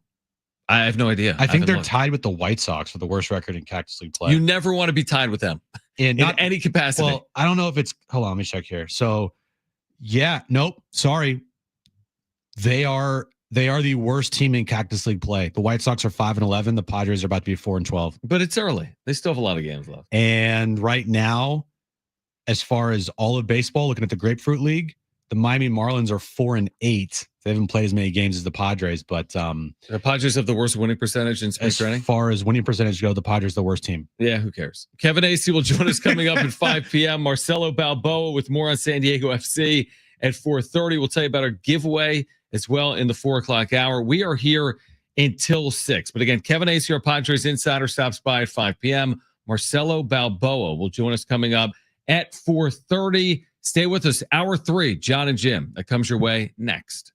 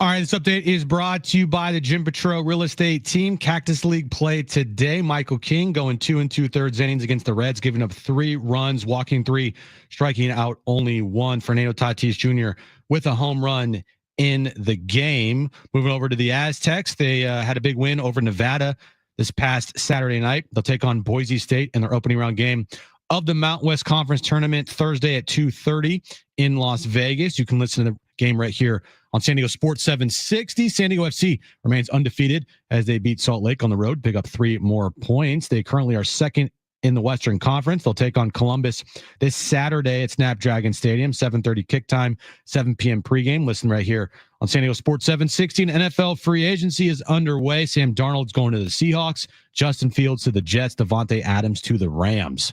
Would you like to know what your home would sell for today? Get a simple text message with your home's value by texting your address to 855-600-6000.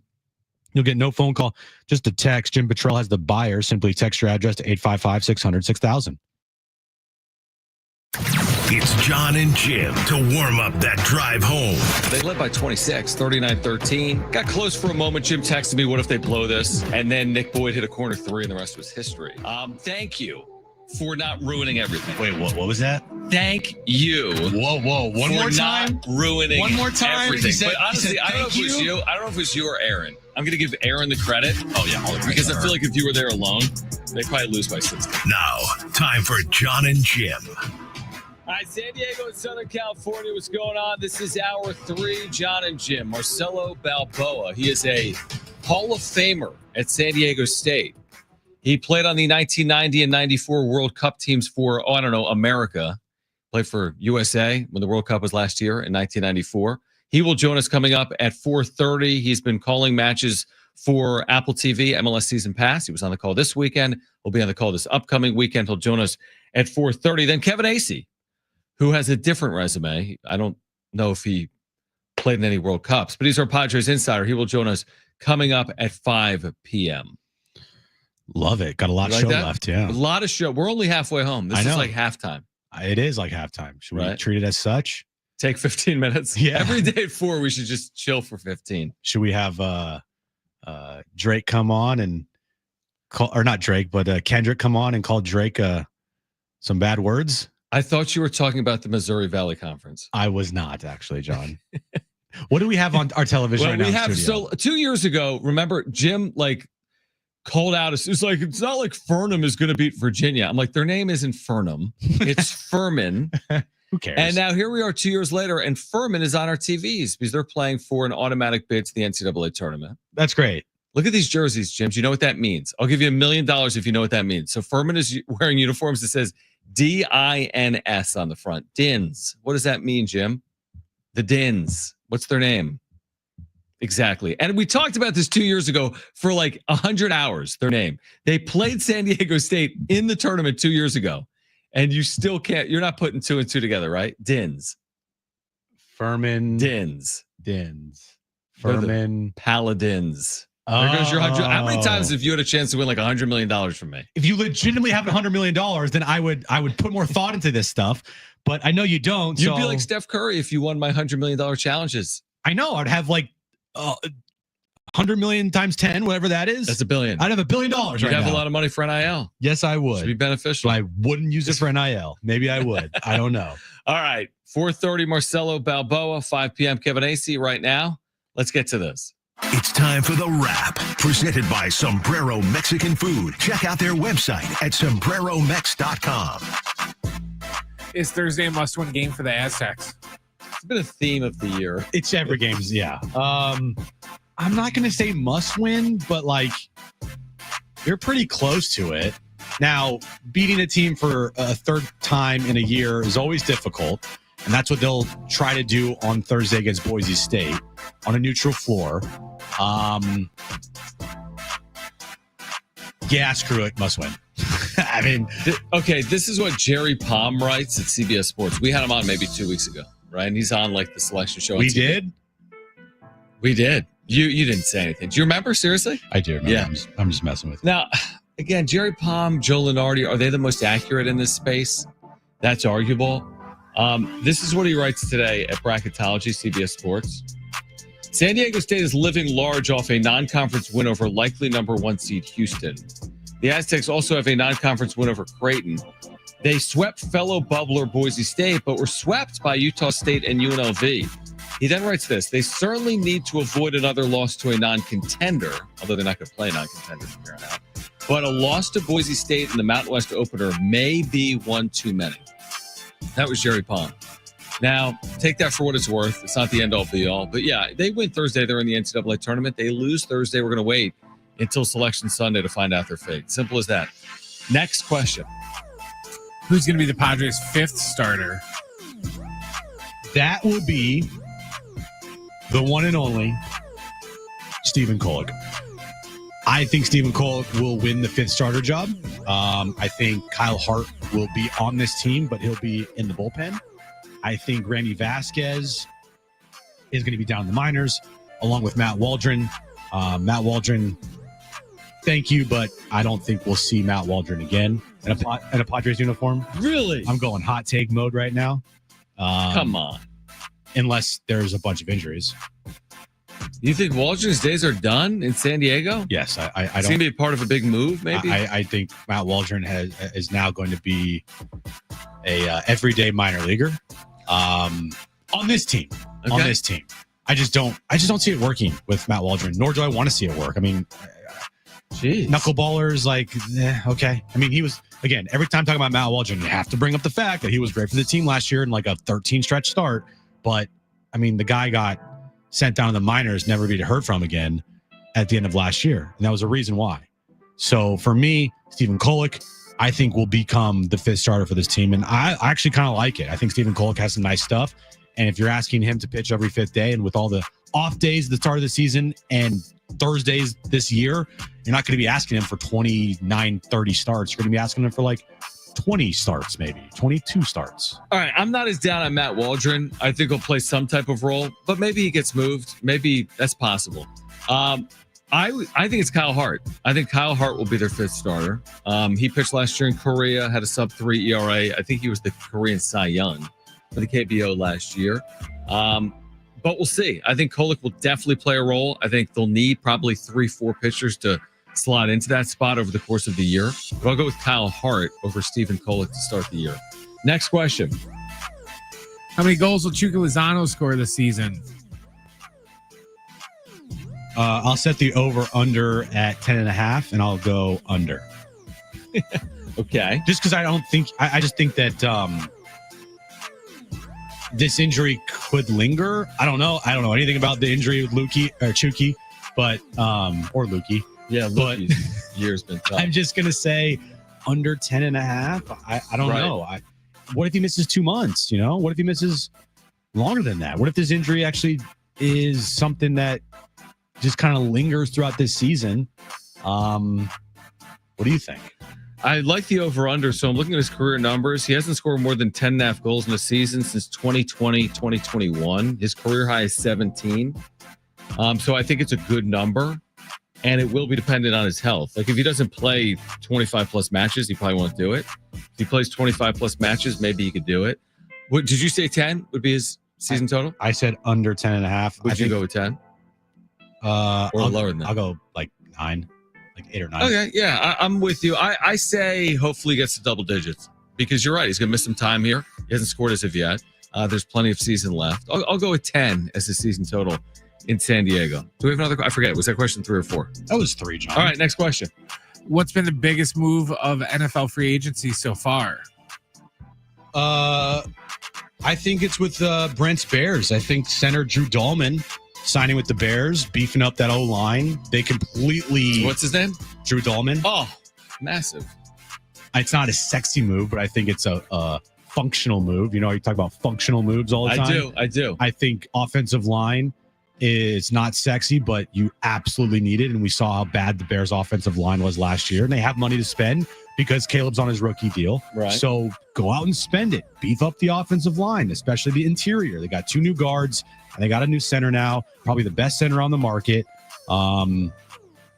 It's something that I think Ben Johnson's doing, which is smart. You got to build that offensive line and make sure you protect Caleb, because if you can't protect Caleb, you're not going anywhere. So I'll go with the sexiest move. Sam Darnold coming off a 15-2 regular season, signing a $100 million deal with Seattle, who is only 27 years of age, by the way. They won 14 games. They went 14-3 in the regular season. He threw for 4,300 yards last year, Jim. 5th in the NFL. Okay. 35 touchdown passes. Okay. Which sounds good to me. Okay. So I'll go with Sam Darnold over your boy Brent Dolman. Okay. Whatever his name was. Drew Dolman. But again, I guess it's still early because I'm looking at the top 100 NFL free agents and there's still a number available. Mm-hmm. So I guess it's still early in that process. I'm looking at ESPN.com, top 100 NFL free agents as Sam Darnold, number 2. Yeah, there's a couple players today that I'm like, what? They got that much money? And a lot of them are former 49ers. Mm-hmm. Aaron Banks with the Packers, and then Javon Kinlaw with where did he go? I forget. I think it was Commanders. They went to the Commanders. And you're like, okay, what? 30 million guaranteed for him? They're not like household names at all. You probably couldn't pick them out of a crowd of 3, but yeah, they're not the sexiest names out there. There's really not that many big time sexy names on the free agent market. Like if you want to say Aaron Rodgers, okay, sure. Cooper Kupp's going to get released by the Rams here very soon. Okay. But they're also not guys that like I feel like are going to put together all pro seasons next year with their new teams. Right. By the way, free agency window officially opens Wednesday, 1 p.m. Pacific. This is the tampering period. Right. The legal tampering period. Which was kind of eliminated in the NBA, but still exists in the NFL. We've seen trades over the weekend. We've seen speculation on free agency, and it officially will begin Wednesday, 1 p.m. Pacific. I do feel as if, though, it's been a quote-unquote busy offseason, not just with these free agent names today, but with the weekend we saw with some of the trades that have played out. Oh, yeah. In NFL markets, if your team makes a move, it's like that's the number one story. Yeah. Like Seattle, Sam Darnold, boom, done. Of course. Right? Chicago, Drew Dalman, like big story. Joe Thuney, like the trade. Like, wherever. It's just like the number one story. It's NFL free agency takes center stage. And right now we're in the legal tampering period. None of these deals are official yet. But you're seeing moves, and I think the Myles Garrett signing, I saw over the weekend that, and it makes a lot of sense. I mean, if you're Jerry Jones, you hated that deal because now Micah Parsons is going to have to get close to that deal. Right. So the terms of that deal were, I don't know the exact term. It's 40 a year. But if you're Jerry, you're like, oh no. So a 4-year deal, averaging 40, guaranteeing 123. So 4 years, 160 with a guarantee of 123. But if you're Jerry, also, what was your expectation to set them? I mean, you would have been paying something similar even without this Myles Garrett deal, right? Maybe now he has to go above it. Yeah, that's the thing. I don't know if he expected $40 million a year. That is amazing, man. Yeah, that is unbelievable. And then Adam Schefter today reporting that the Browns might not take a QB with the number 2 overall pick. What would they take? I don't know. Bolster up those lines. Who's beef them up? Who's the edge rusher from Penn State that has that stress fracture? Yeah, he was supposed to potentially go number 2. And why is his name failing me? Come on, man. You know everything about college football. I should. Abdul Carter. Yes. Yeah, that's a possibility. I mean, you got but here's the thing: is like you get Abdul Carter, pair him with Myles Garrett. Okay, great. Perfect. You don't allow any points. It's great. You win every game 3-0. 0-0. You're tying everything. Browns also traded today for Kenny Pickett. So yeah, with Philadelphia. Kenny Pickett's their new starter with Deshaun Watson on the shelf with the torn ACL. They're going to need a lot of edge rushing. They would. I mean, it makes sense for them to draft a quarterback, right? Absolutely, 100%. But maybe they don't. It always makes sense to draft a quarterback when you're picking top 3 and you need one because it's not easy to go out and get a quarterback in the NFL. They don't believe in anybody. Like Cam Ward's maybe might go number 1 to Tennessee. And then number 2, the Browns are sitting there. Is Shador on board with Cleveland? Is Shador that good to be drafted number 2? Good question. So I don't know. Stay tuned. All right, Marcelo Balboa. He will join us coming up at 4:30. MLS season pass called San Diego FC this past weekend. Will this weekend as well at Snapdragon Stadium. Kevin Acee will join us at 5 p.m. And later this hour, a chance to win a pair of tickets to see the Pixies right here at Gallagher Square Petco Park on August 27th. Here until 6 is Jon and Jim.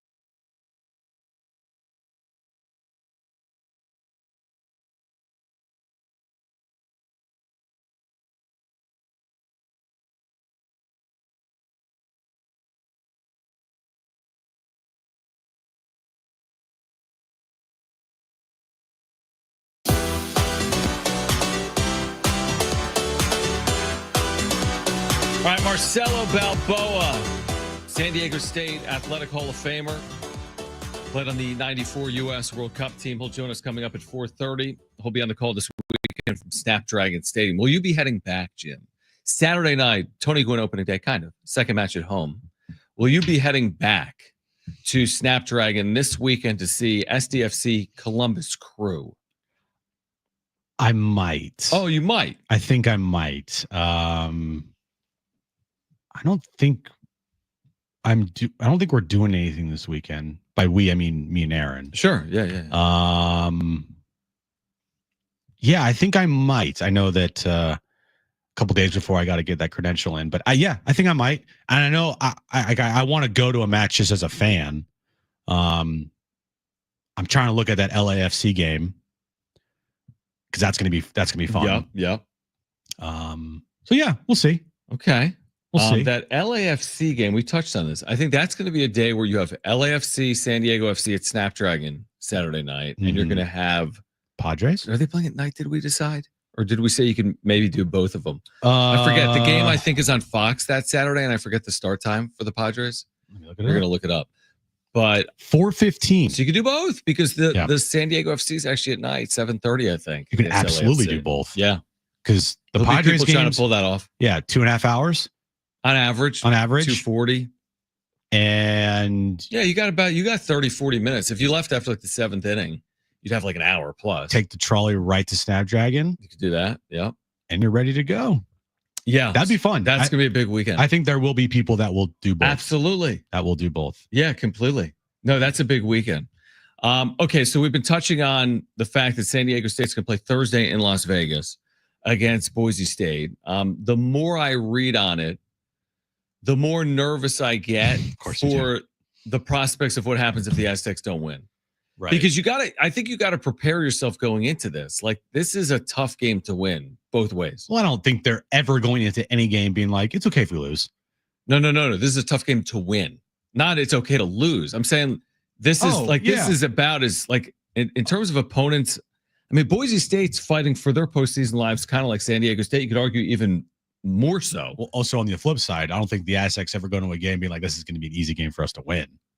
Yeah, but there have been times where you just know that they're going to have the advantages in the Mountain West tournament. I've watched a lot of Mountain West tournament games with San Diego State over the years, and I've seen them win a lot of games in the Mountain West tournament. I'm just saying that from a quarterfinal game perspective, from a fan's perspective or from a Dutch perspective, the way that they prepare every single game, especially in the conference tournament, it's not like this is going to be an easy one. Yeah, I guess the point I'm making is I've seen a lot of quarterfinal games where San Diego State's going to go in as a favorite. Mm-hmm. And they're going to play in this quarterfinal game, and we're going to see this point spread come out. Yep. And it's going to be like even. Yeah. You know, they're going to be favored by a point. Or they're going to be, I mean, they've beaten Boise State twice this year. But we'll see. It's a tough match. And everyone's like, oh, you know, just beat Boise and you're good. I'm like, well, yeah, just beat Boise is easier said than done. And then, or I've heard this too. It's like, oh, you know, if they get to the conference title game, they'll be in. I'm like, well, what more do they really have? They really have to get to the conference title game to be in the NCAA tournament at 21-8 and basically no bad losses. It's like, I think they beat Boise. They're firmly in the NCAA tournament is my point. But again, it's easier said than done to go out there and beat Boise on Thursday afternoon at 2:30 is the overall point. Right. It's going to be tough because, like, just looking at the path here, all right? Look at the path. They win this game, then they would face New Mexico in the semifinals. Mm-hmm. And then potentially in the finals, Utah State, Colorado State. Yep. Right? Yeah. Okay. Exactly right. I think they got blitzed on the road against New Mexico. Mm-hmm. I think the pit had a lot to do with that game. They've already beaten New Mexico one time this year at home. Yep. The Utah State one, it's like, well, they haven't been. And if UNLV happens to make it, which I don't know if they will. Did we talk about the fact that Rich Wayne, who went for 26, got hurt Saturday night? Well, John, no, we didn't. Okay, I didn't know if me and you had talked about that. I know. Yeah, he got hurt. Unfortunately. Okay. Like 2 minutes into that game. He's in a boot. Okay. Well, I'm saying I don't even know I don't know who UNLV even has. They had the injury to their point guard. They've had the injury now to this kid. But I'm just talking about like UNLV has had the Aztecs number this year. Yep. Along with Utah State. So you would face either one of those teams, probably Utah State more than UNLV. If you would make the championship game, that's where you would face them. If you get to that point and you're facing Utah State for a third time in the championship game and you happen to lose to Utah State, I think they're still in. Oh, it's 1,000% house money if they're in the championship game. Yeah. Yeah, you know what? I say that, but what if they play Colorado State and Colorado State steals the bid? Then I still think, man. I still think, I personally believe that they've got a good shot even without winning another game, although they'll be dependent on bids not being stolen. I think they're firmly in the field if they win one game. And from there, it's all house money. I really, that's truly how I feel. And in following it, I'd be surprised if they needed to win more than one game to get into the tournament. Do I need to go to Vegas? You want to?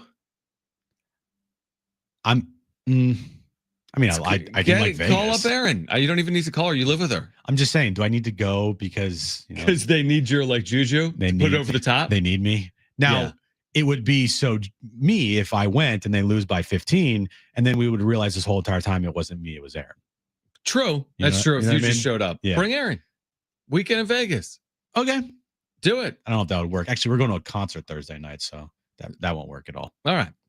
Marcelo Balboa, MLS season pass, San Diego State Athletic Hall of Famer, great career playing internationally as well for the U.S. He will join us on the other side. He's calling SDFC this Saturday against Columbus Crew. Kevin Acee at 5 p.m. It's Jon and Jim.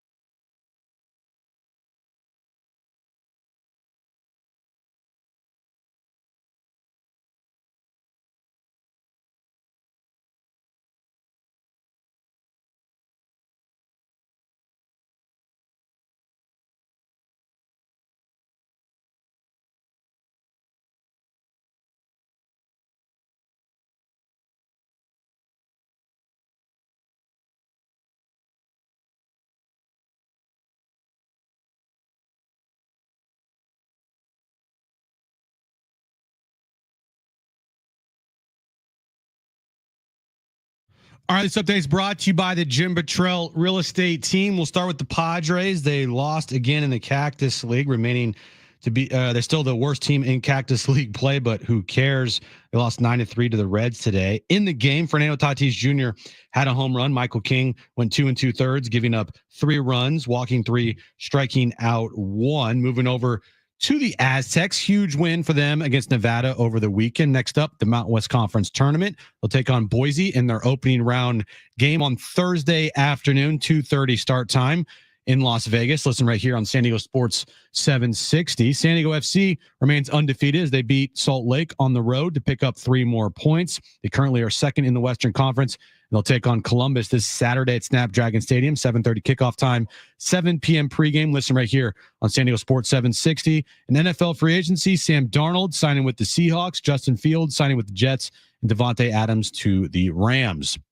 Would you like to know what your home would sell for today? Get a simple text message with your home's value by texting your address to 855-600-6000. You'll get no phone call, just a text. Jim Buttrell has the buyer. Simply text your address to 855-600-6000.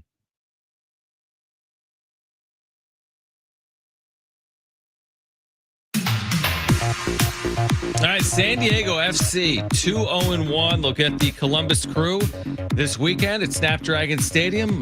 Match you can hear right here on San Diego Sports 760 or watch on MLS Season Pass, Apple TV. Marcelo Balboa, the Aztec for life, with us here in San Diego on Jon and Jim San Diego Sports 760. Was on the call this past weekend. Will be again this upcoming weekend. Marcelo, we appreciate your time here in San Diego. And how impressive has this been? Can you hear us?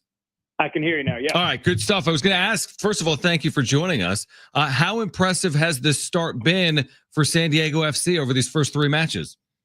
It's been great. Listen, anytime you can go into the LA Galaxy home and get 3 points, you tie at home, and it's not easy playing in Salt Lake. The altitude, the field was hard, and they came out, and I got to say that's the first time I've seen them play in person, and it is a very well put together team.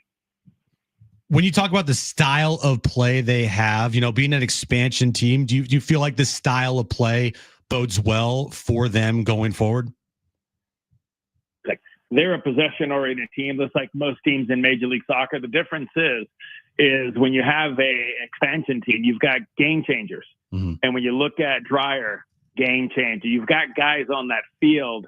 In Varsity, you've got guys that can change. And when you got a guy like De La Torres in the midfield that organizes and controls, it fits well. It's strong. And you know what they say, when you build a team, you build it through the spine of the team. And if you look at that spine with McNair, Big Vey, you know what I mean, Dos Santos, it's a pretty well-built team right down the middle. Marcelo Balboa with us right now. Jon and Jim, San Diego Sports 760. Again, it'll be SDFC and Columbus this weekend from Snapdragon Stadium. Marcelo, how impactful will Chucky Lozano being out be for SDFC? Listen, you never want to see your player, your big time player, your designated player out. It's part of the game. It's part of our DNA. You get injured, you get healthy. It's a long season, so better to get a little bit of that out of the way now than towards the end of the season when you're making a playoff run. But Chucky is a wonderful player. He can break a game with his speed, his passing. So, but you've got to learn, and you've got to, as a coach, you've got to find ways to adjust when you're, having to go through some injuries. And this weekend, they adjusted just fine against RSL, was able to take the 3 points in a nice win, 6 points on the road. In this league, you win your home games. You pick off 3 to 5 wins on the road, and you're in the playoffs. Well, it's very early. Obviously, we're only through 3 matches here. They sit at second place in the Western Conference. A lot of people had this team pegged at closer to the bottom of the conference than closer to the top. But, just through the first 3 games and then seeing them on Saturday night, do you feel like this team can compete for a playoff spot this year? Oh, 100%. Listen, the reason why, and I'll tell you, the reason why as broadcasters, you always put the expansion team towards the bottom because you're not sure how quickly they're going to gel, right? How quickly they mold together. What the players, like a lot of people didn't understand or know in Varson, they didn't know Dryer. There's a lot of, insecurity of what they have. So if you do this again after 10 games, people would change their opinion. So this is a very good team. Yes, will it compete for the playoffs? Yes, especially in the transfer window, because we know in the summer that San Diego is going to go out and buy some players or get another player for a little reinforcement to make a playoff run. So the way they're playing right now and the way they're moving, if they can stay healthy, 100% they're going to fight to be on top of the West. Marcelo Balboa with us right now. Again, we'll have the call on MLS Season Pass this weekend, SDFC and Columbus Crew. San Diego. You played at San Diego State. You're in the Athletics Hall of Fame. Yeah. How good is the addition of the city of San Diego for Major League Soccer? It was coming. We just didn't know when it was coming. But you know how big soccer the community is there. I played for the San Diego Nomads when I was playing at San Diego State. So and how big it's grown in the community between the surf and all the youth clubs and the academies that are there. It's always been a hotbed there. If you go back to the San Diego soccer days, you know what I mean? From indoor and outdoor. So it was just a matter of time. It was just a matter of getting the right investor, getting the right people. And they did that, and they put it together at the right time in a wonderful stadium at Snapdragon. So I put it this way, I'm looking forward to going back this weekend to see some friends and to see a little bit of soccer in San Diego. Yeah, I was going to ask about, just the atmosphere. I don't know if you were able to catch the atmosphere for the first home match, but for you, being involved here in San Diego soccer scene and then be able to see up close in person this Saturday, just, how excited are you for the atmosphere of Snapdragon Stadium for soccer?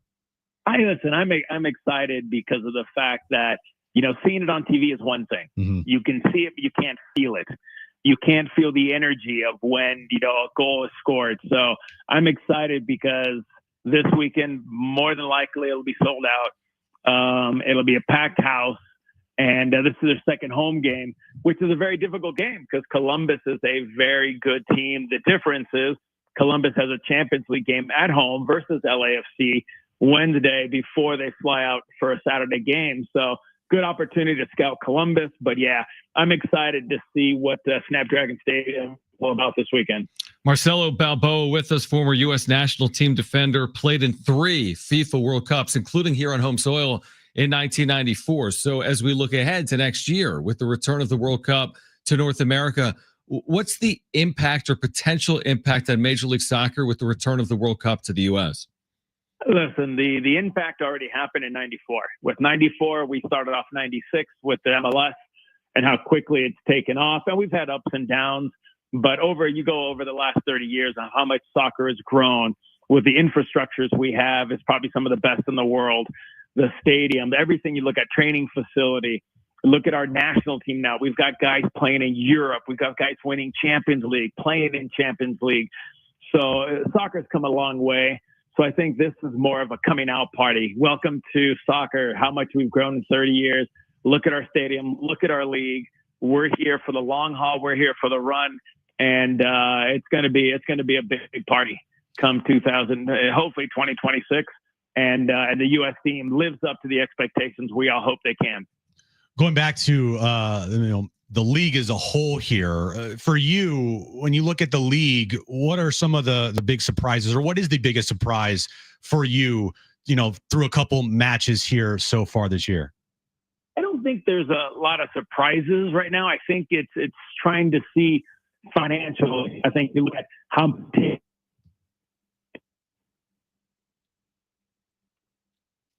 we have lost cell service with Marcelo. Brent, if you get him, just let him know. Thank you.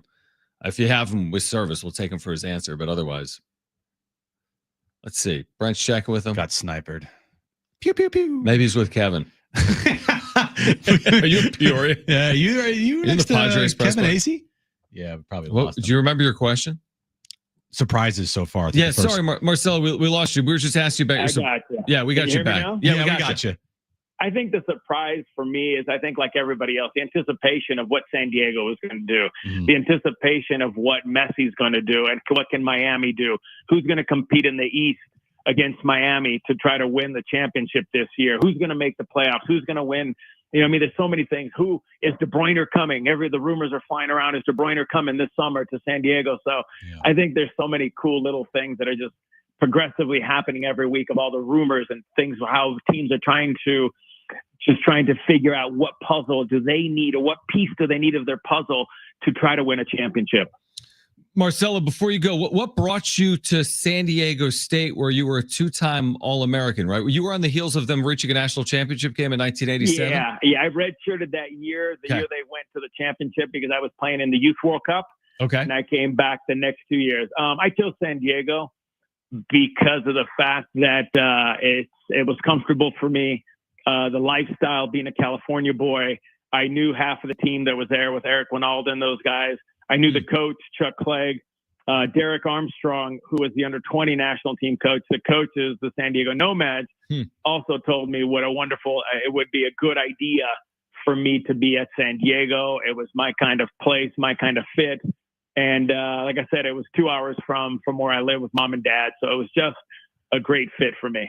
Can't go wrong in San Diego, as we know. Yeah. As we know here. And again, you redshirt on that team that reached the national championship, the only team to reach the national championship for San Diego State men's soccer in the program's history back in 1987. Marcelo, we appreciate you taking time for us. We're looking forward to Saturday night. Safe travels, and we'll see you this weekend.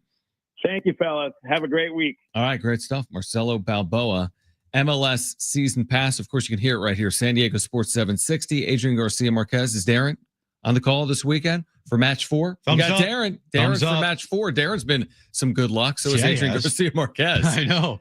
Well, Adrian Garcia Marquez will be doing the entire season. I know they're having Sal Zizzo, Warren Barton also in the booth as well. But yeah, Darren so far, man, bringing home 7 points in their first 3 matches. Listen, if they don't lose a match, yeah, I agree. During Darren's tenure doing color, then we're gonna have to switch. Then he's staying. Sorry, rules are rules. Exactly. Yeah. We ride the hot hand, right? And Darren is now the hot hand. So don't make plans, Darren. For the whole year. April, if you're doing this through March. Exactly. All right. On the other side, who wants 2 free tickets to see the Pixies here in San Diego, August 27th, Gallagher Square at Petco Park? We have 2 free tickets to see the Pixies here on August 27th, Gallagher Square, Petco Park. All you need to do is call right now, 877-767-4760. First 2 callers will be contestants for trivia. You need to call right now. Pick up your phone and call 877-767-4760. 2 free tickets to see the Pixies here August 27th, Gallagher Square, Petco Park. The number to call is 877-767-4760. Kevin Acee will join us at 5 p.m. It's Jon and Jim.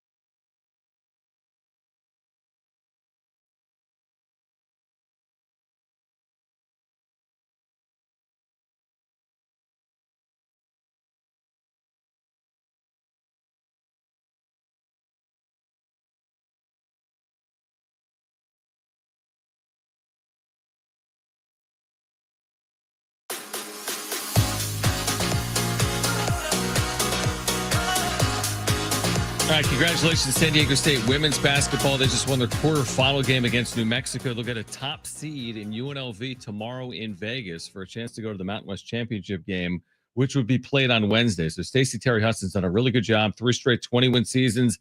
They beat the 5 seed New Mexico today. They move on. They'll take on UNLV tomorrow at the Thomas and Mack in the Mountain West semifinals for women's basketball. Kevin Acee is going to join us in about 12 minutes at 5 p.m. He's in Peoria, where the Padres, I'm assuming, lost. They were down 9-3. They lost, John. They lost, so they're 4-12. We can just assume that almost every day, right? Go in assuming that. Worst record in spring training, but it's spring training. So Kevin Acee will join us coming up at 5 p.m. But right now, let's play.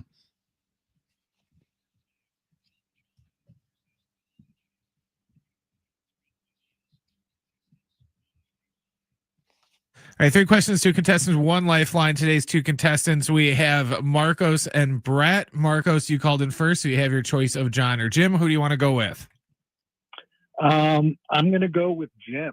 Marcos and Jim. Good call, Marcos. Wow. Love it. All right, so Marcos, you get me. Brett, you get John, okay? I got it. All right, perfect. Brent, what is the question today? All right, guys, some quarterbacks signed some huge deals in the NFL today. Well, technically, they went until later this week, but you know what I mean. Last season, we had 8 quarterbacks that threw at least 28 touchdown passes. Today's question, name any of those 8 quarterbacks that threw for at least 28 touchdowns. All right, I like this question a lot. Brett, you're up first. What's your first guess? You have a lifeline, which is John, if you want to use it. Let's go Josh Allen. Josh Allen, who recently just got a massive deal over the weekend as well. Did he get married? He got engaged. Okay. Got Haley engaged, Steinfeld. Who? Haley Steinfeld. Okay. Kate Bishop. What up? Marcos, you're up next. What's your first guess? You have a lifeline if you want to use it. I'm going to go with Joe Burrow. Joe Burrow on the list. There we go. Brett, you're up next. What is your second guess? You'd have a lifeline if you want to use it.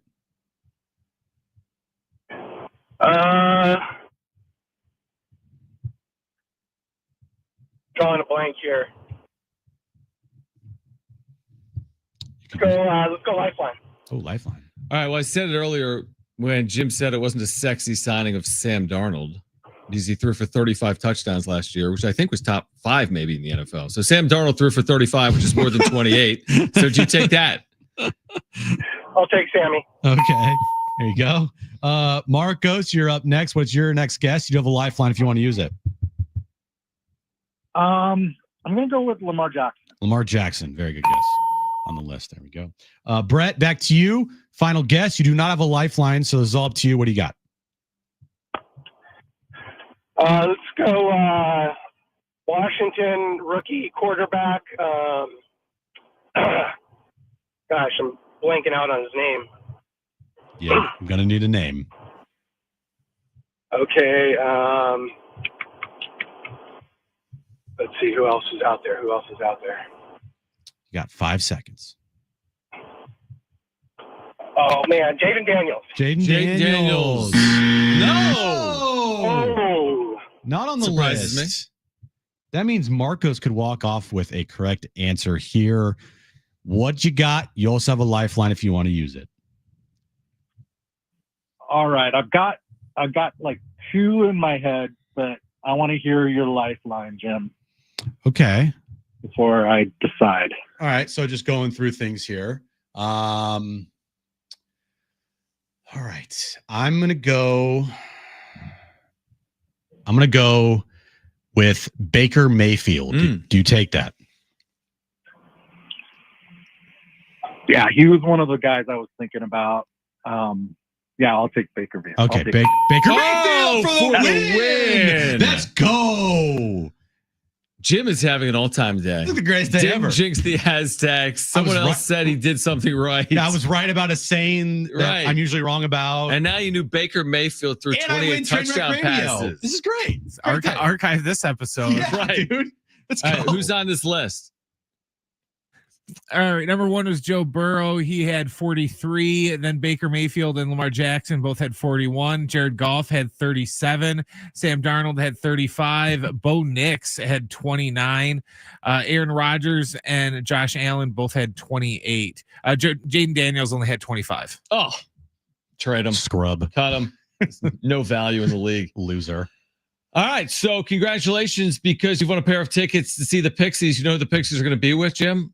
Spoon and Phaser Days. So the Pixies with Spoon and Phaser Days, August 27th, Gallagher Square at Petco Park. If you didn't win, maybe we'll have more tickets tomorrow. And we have more giveaways coming up over the course of the next week or two. Yeah. Stay tuned. Stay tuned, everybody. All right, so Kevin will join us in a few minutes. We still have a few minutes, but Kevin will join us from Peoria in a few minutes as the Padres have reached, I guess, the midway point, the dog days of the Cactus League, if you will. They're the worst team in all of spring training. At 4-12-1. Yes. The storylines, though, are aplenty, including that fifth spot in the rotation, including catcher, left field, bench spots, Jose Iglesias. We touched on that with Kevin on Friday, but I'm just glad they have the reincarnation. It's not passed away or anything, but like the second coming of Yadier Molina behind the plate and Martin Maldonado. That's right. Yeah. They do have that as well. His IQ is second to none. I think Kevin told us last week he thinks Maldonado's on the team. Yeah, because he wrote, is the team willing to overlook a 190 average with a 600 OPS? Like, yeah. Problem is, he wasn't even close to that last year. Right. You said 190. I know. And last year he ended up actually hitting 119. Right. But would they overlook the 190? I get your point. And the answer, yeah, okay. So I guess you can, but the truth is you can't hit worse than 119. So he will hit better. You can't hit worse than 119, so he will hit better. If he, like as Schulte has expressed, if he is truly a defensive wizard behind the plate, you can overlook some things. You can maybe overlook a 150 batting average. But again, if I mean, it just popped in my head. This town and fan base loathed Austin Hedges, hated Austin Hedges. And Austin Hedges is pretty comparable offensively to Martin Maldonado. And truthfully, at the time, everyone hated Austin Hedges. He's light years better than Martin Maldonado offensively. And that's kind of weird. And so it's just weird to me how just, however many years ago, this town couldn't stand Austin Hedges, yet everyone's seemingly okay with the idea of a 38-year-old Martin Maldonado. Well, one of the differences I would say is this. The lineup's better.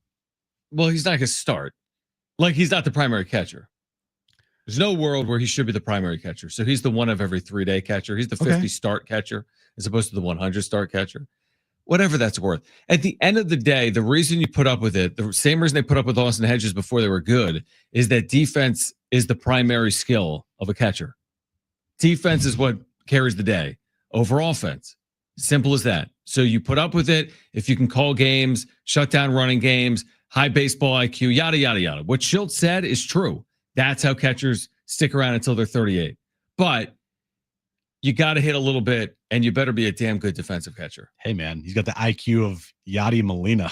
That's right. So good. So maybe it'll be a great year for him behind the plate. That is one of the most amazing Schulte quotes ever. Was that in Kevin's article, by the way? Is that where that came? No, that was from Dennis. In the Dennis article. Yeah. All right, Kevin Acee's in Peoria. He will join us on the other side. We have hour 4 of Jon and Jim. We're here until 6 p.m. Don't go anywhere. Stay with us. Hour 4 next.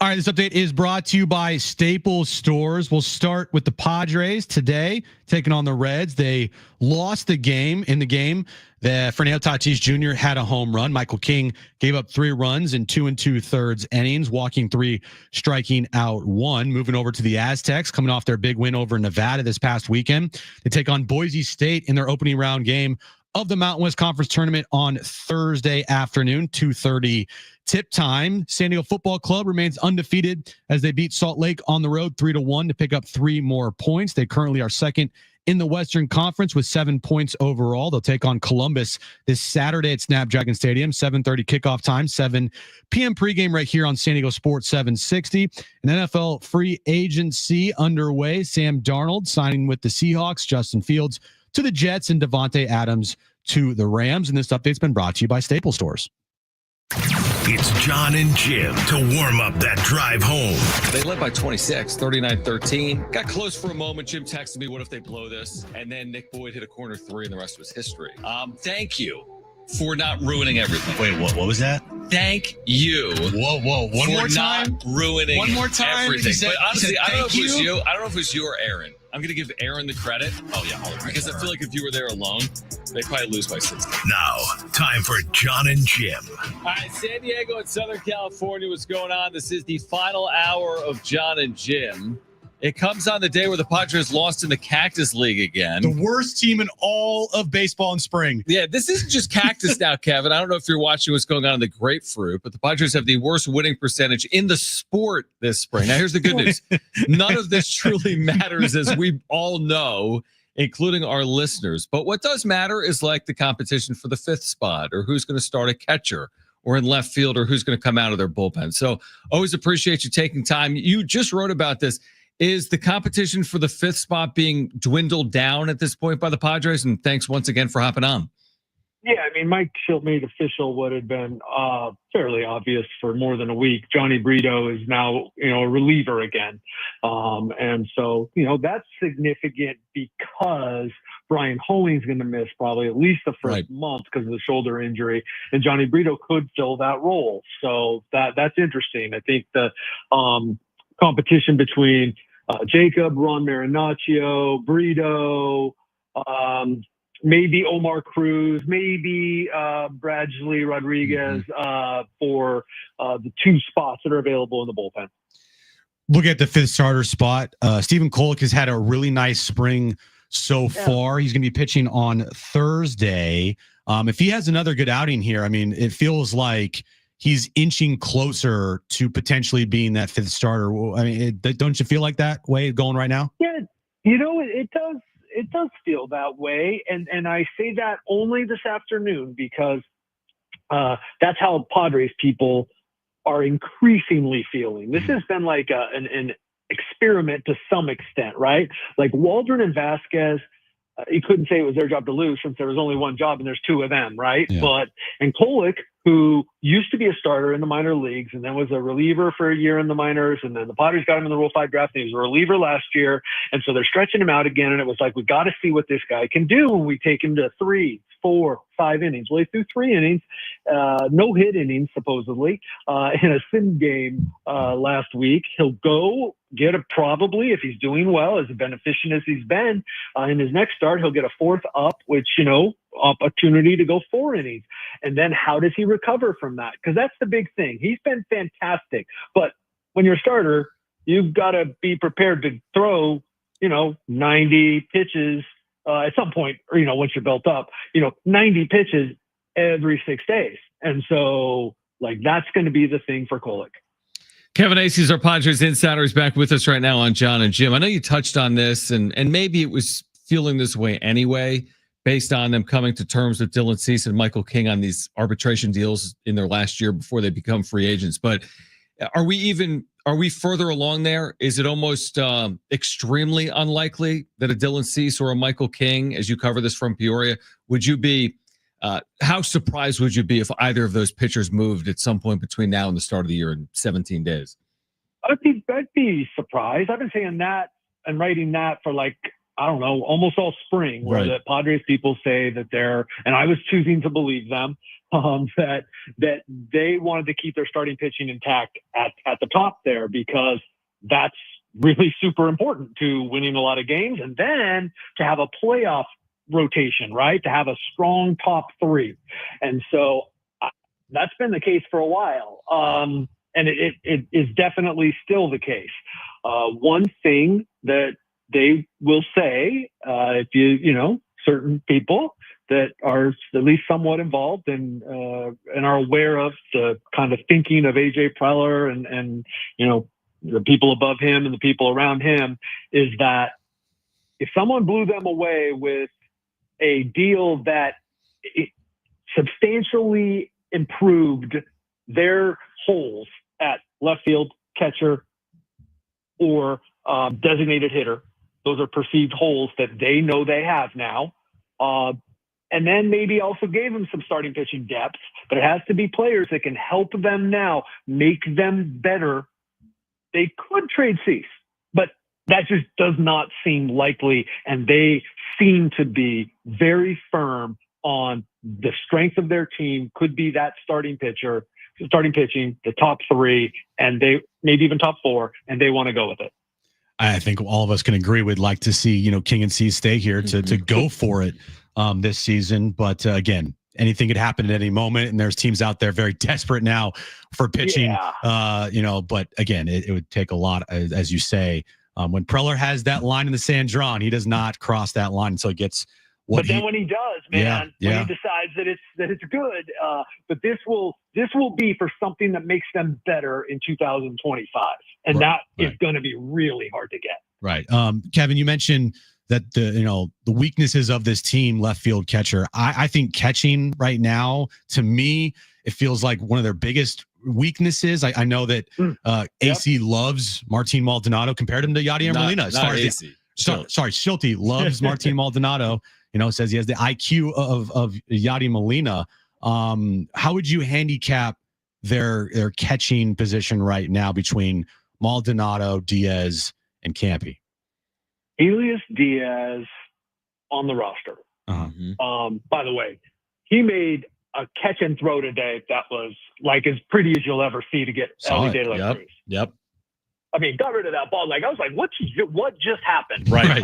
So that was really nice.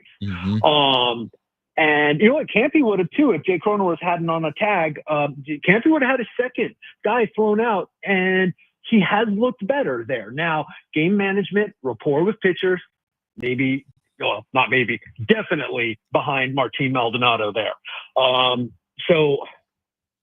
Gosh, dang it, man. You talk to people, and they would just love to see some signs that Martin Maldonado could hit 200. But they're worried he can't hit 200. Yeah. And you can't have a guy if he's hitting 150. Right. Yeah. So that's the thing. It's like you can have the best baseball IQ in the world, but there is a level of productivity that is necessary when you're trying to, win games at the major league level. What about left field? I mean, is it Jason Hayward? Is it platoon? Is it still to be determined? It's still to be determined, but I'll say that I could have answered that always. I could have said it's Jason Hayward. Yep. I could have said platoon. I could have said right. And here's why. Jason Hayward was basically given the job, right? That much is clear, right? Yep. And Jason Hayward never looks good in spring training. As a matter of fact, a lot of times Jason Hayward just doesn't look good. But he's a pro, and he does have seasons where he gets it done. So while he looks not good right now, he has not looked good in previous springs where he's then had good seasons. It seems they want to go into the season and see what they have with Jason Hayward. So the guy could finish 1 for 22 and be their starting left fielder. That could happen. Then what does he do? Do they give him a couple starts or a start? I think they face like maybe one. They're on track to face like one lefty in the first week.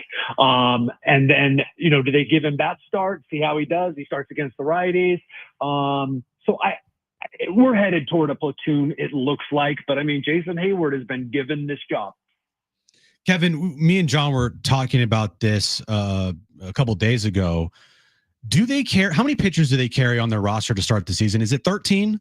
Yes. Okay, so 13 pitchers, 13 position players. How do you see their bench lining up? That would mean they would need what, 4 bench pieces, because obviously the DH is in the lineup, so you have 9 position players so there. if you count the DH, but like right now, like unless Gavin Sheets, who's hit home run in 3 straight days, is that guy, and he's also then going against lefties, which I don't think is going to be the case. So I think you should count that as a bench, and if we do, you got 5 spots, right? Yeah. And one of them though is the backup catcher, which I've already said. Right. Sorry, no clue, because I don't know that they have one. I think they'd love to give it to Martín Maldonado, but they need signs that the bat can breathe. Yeah. And right now it's got no pulse. So, right.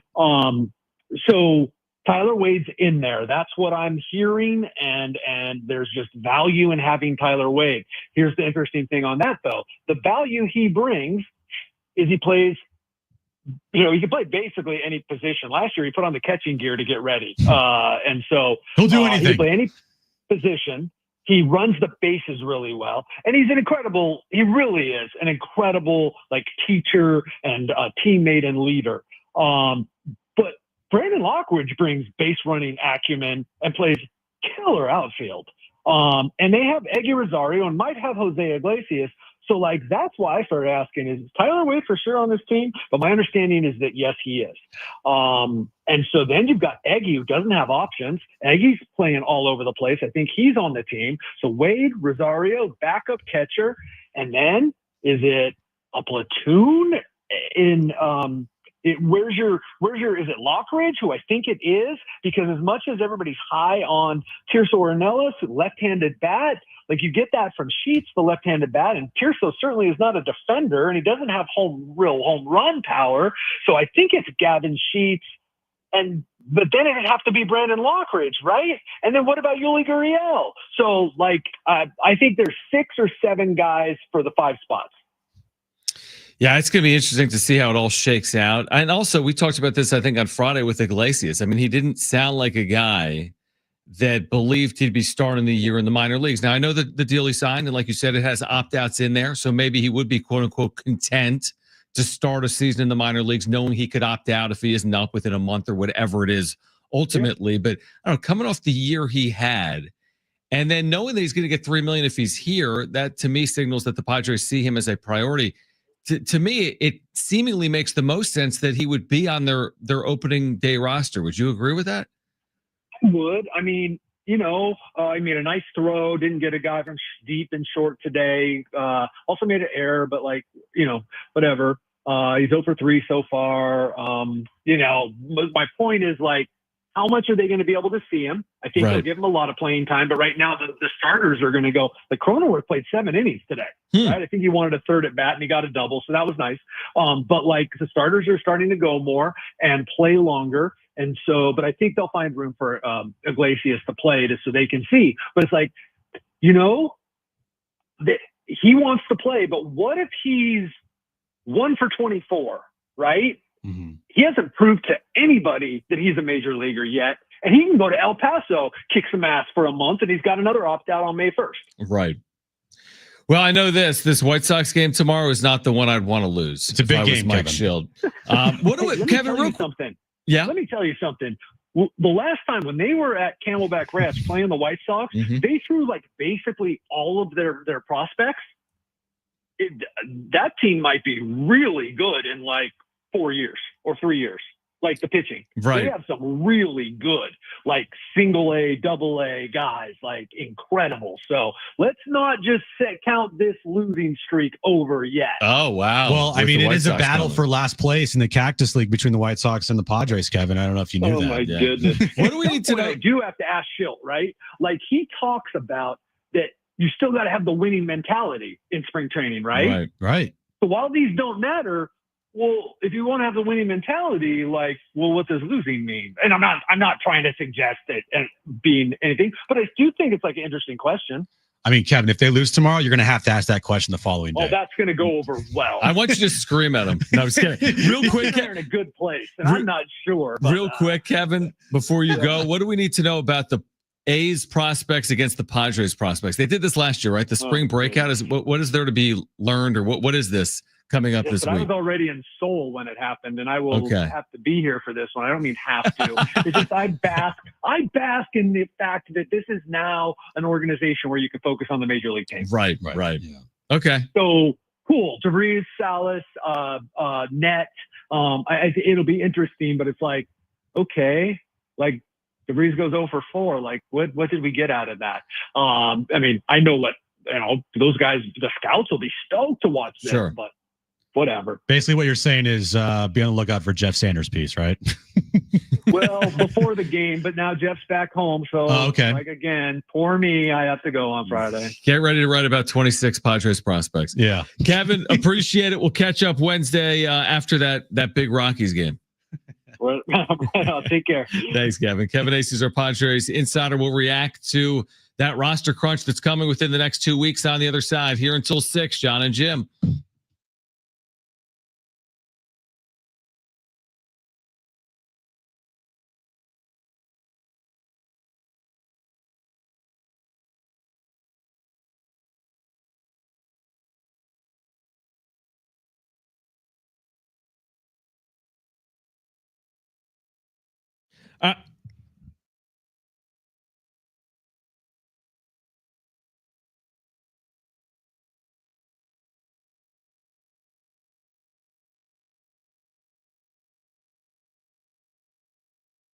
All right. So what could you do with an extra $75,000 right now, or even a couple $100,000? If you own a home, you can get that money in less than a week with Loan Pronto. Hey guys, it is Schaefer. Loan Pronto is the leader in quickly converting your home equity into cold, hard cash so you can pay off all your credit cards or start that home remodel. Loan Pronto has several easy options to let you access the cash from your home. There's virtually no paperwork, no cumbersome process, no junk fees, often no appraisal. Listen, the average homeowner now has over $300,000 in equity. That's your money. Use it. One client got $150,000 out, paid off all their credit cards, 2 car loans, and a personal loan, cutting their monthly expenses by $1,500. You can get approved in as little as 1 day. So act now with no hard credit pull up front. LoanPronto.com or 619-207-4336. Get the money you need for anything. 619-207-4336 or LoanPronto.com. Equal housing lender, NMLS 1661781, subject to lender approval, NMLSconsumeraccess.org.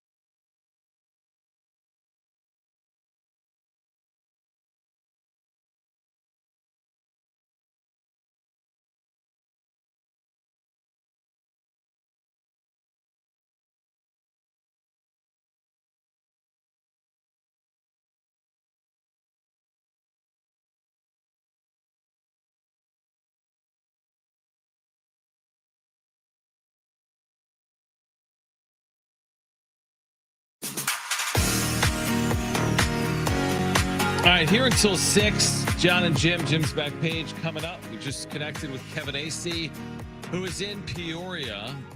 What I found interesting about this conversation about catcher, how we said Elias Diaz has made the team essentially, and then it's between Maldonado and Campy, as we've talked about, is that he continues to say, like, the Padres want to see Martin Maldonado do everything he can to earn the job. What does that say about Luis Campusano? That they're yearning for a 190, to your point, 190 hitting Martin Maldonado. They'd prefer to go with the two veteran backstops who have been through the battles than give their 25, 26-year-old the shot. Yeah, that's not good. Right? Isn't that what you're hearing? I mean, yeah, this could be a problem this year. The catching position. It could be. I'm not saying it will be. It could be. Right. The possibility of it being a problem is greater to me than 50%. Like I agree with that. I think it's pretty high. Now you could have said the same thing last year going into the season with Higgy. True. And Campy, right? You're like, what is this? Right. Mm-hmm. And I'm not going to say you got lucky, but you kind of got a little lucky with Higgy being as good as he was offensively right. and defensively. You already knew defensively he was good. Offensively, you're like, this is great. He had some stretches offensively where he was unbelievable. But you looked at his time in New York, double-digit home runs. It wasn't like anything crazy. Last year was a career year for him. Mm-hmm. 220-ish hitter, 230 hitter. But that's what they need. That's what all they're asking for. And Martin Maldonado, there's no world where Martin Maldonado gives you a 230 average with 18 home runs this year. Right. And there is a world, I would say, where Luis Campusano does hit, 230, 240, 250. The problem is they've given him chances that he hasn't taken advantage of.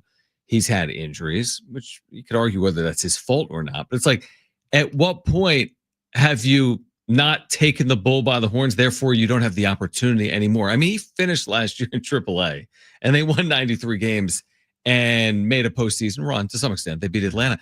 Like, what does that say about how they prioritize you? Now, maybe you get the one last shot. Like, this is your last chance to dance, so to speak.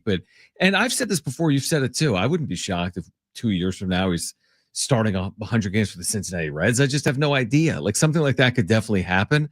I just feel like maybe as time has passed here in San Diego, I don't even know if we'll be given the opportunity to be a primary catcher here. There is something with Campy inside that organization that they just can't get past. It must be. Whether it be something, mentally with Campy, with maybe something that he does off the field. I don't know, right? There is something there that this organization just does not like. Mm-hmm. And it's one of those, like, we've given all these opportunities and he still can't do this one thing. Right. That's hindering Campy from being an everyday player. And he can have some moments. I remember last year at the beginning of the year, it was like, oh yeah, Campy finally, maybe he's got something going here. And it just fell off a cliff for whatever reason. Like, he just fell out of grace with this organization.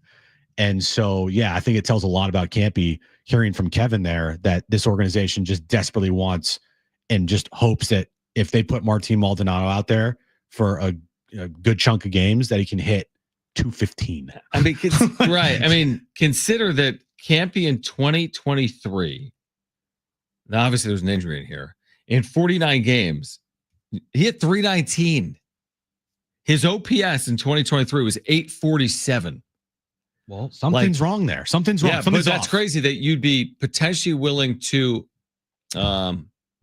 look past that and go with a guy that's going to have a 600 OPS this year and say that guy's defense and ability to call pitches and work with the pitching staff is more of a priority than a guy that could have an 850 OPS. Now, I get it, because it starts with defense and calling games at the catching position. And if you can't do it effectively, then even if you do have the ability to hit, that's not as important as things that Diaz and Maldonado have done in the big leagues, which is call games. I think they would be fine with Campy on a random Tuesday against the Rockies. Yeah, definitely. Of course. But in game 3 or game 4 of the division series against the Dodgers, I don't think they want Campy anywhere near the field. In game 3 or 4 of the division series. Yeah, you're right. And that says all you need to know about what they feel about Campy. Right. Because if you get to the most meaningful games of your year, who's starting? It's not him. Right. And he wasn't even around for their most meaningful games. It's not even about who's starting. He wasn't even on the roster. Yeah. September, October, season on the line stuff. Because he wasn't there.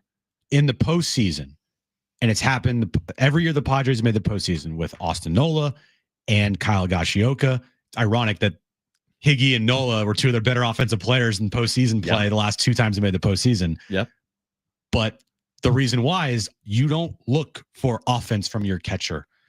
Truthfully, you don't. Right. In the postseason, you're like, whatever you give us is gravy. Yep. Because the main thing in the postseason is handling the pitching staff and getting through the opposing team's lineup. That's all that matters, because pitching in the postseason is everything.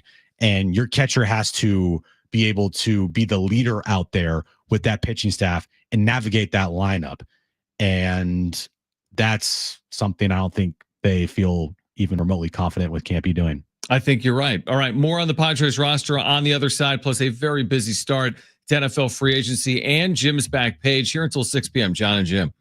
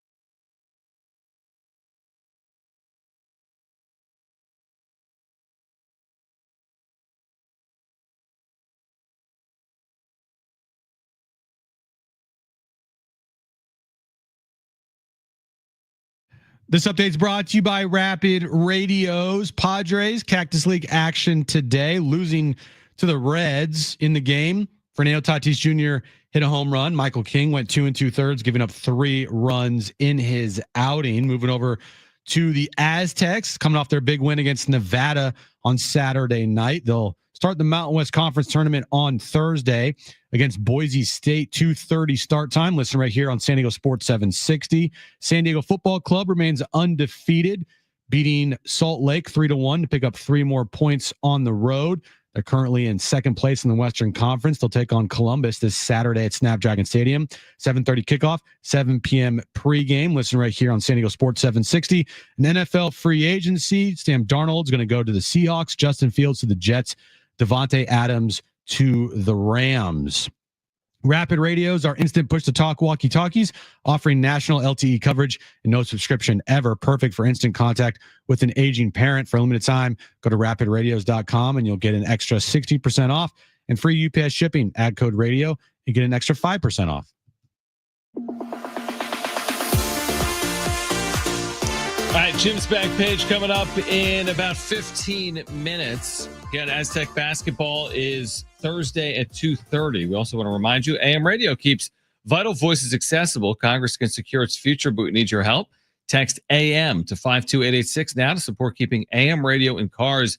Tell your member of Congress to pass legislation now and keep AM radio in cars. Standard message and data rates apply. How are you going to spend your Thursday, Jim? Your like Ferris Bueller Day Off. You like that movie reference? It's not a day off, John. How is it not a day off? Well, because I still have to come in. Yeah, but what are you going to do? Things. Name one of them. Emails. You could do an email from home. Yeah, but got to be here. Yeah. New policy. Yeah. Again.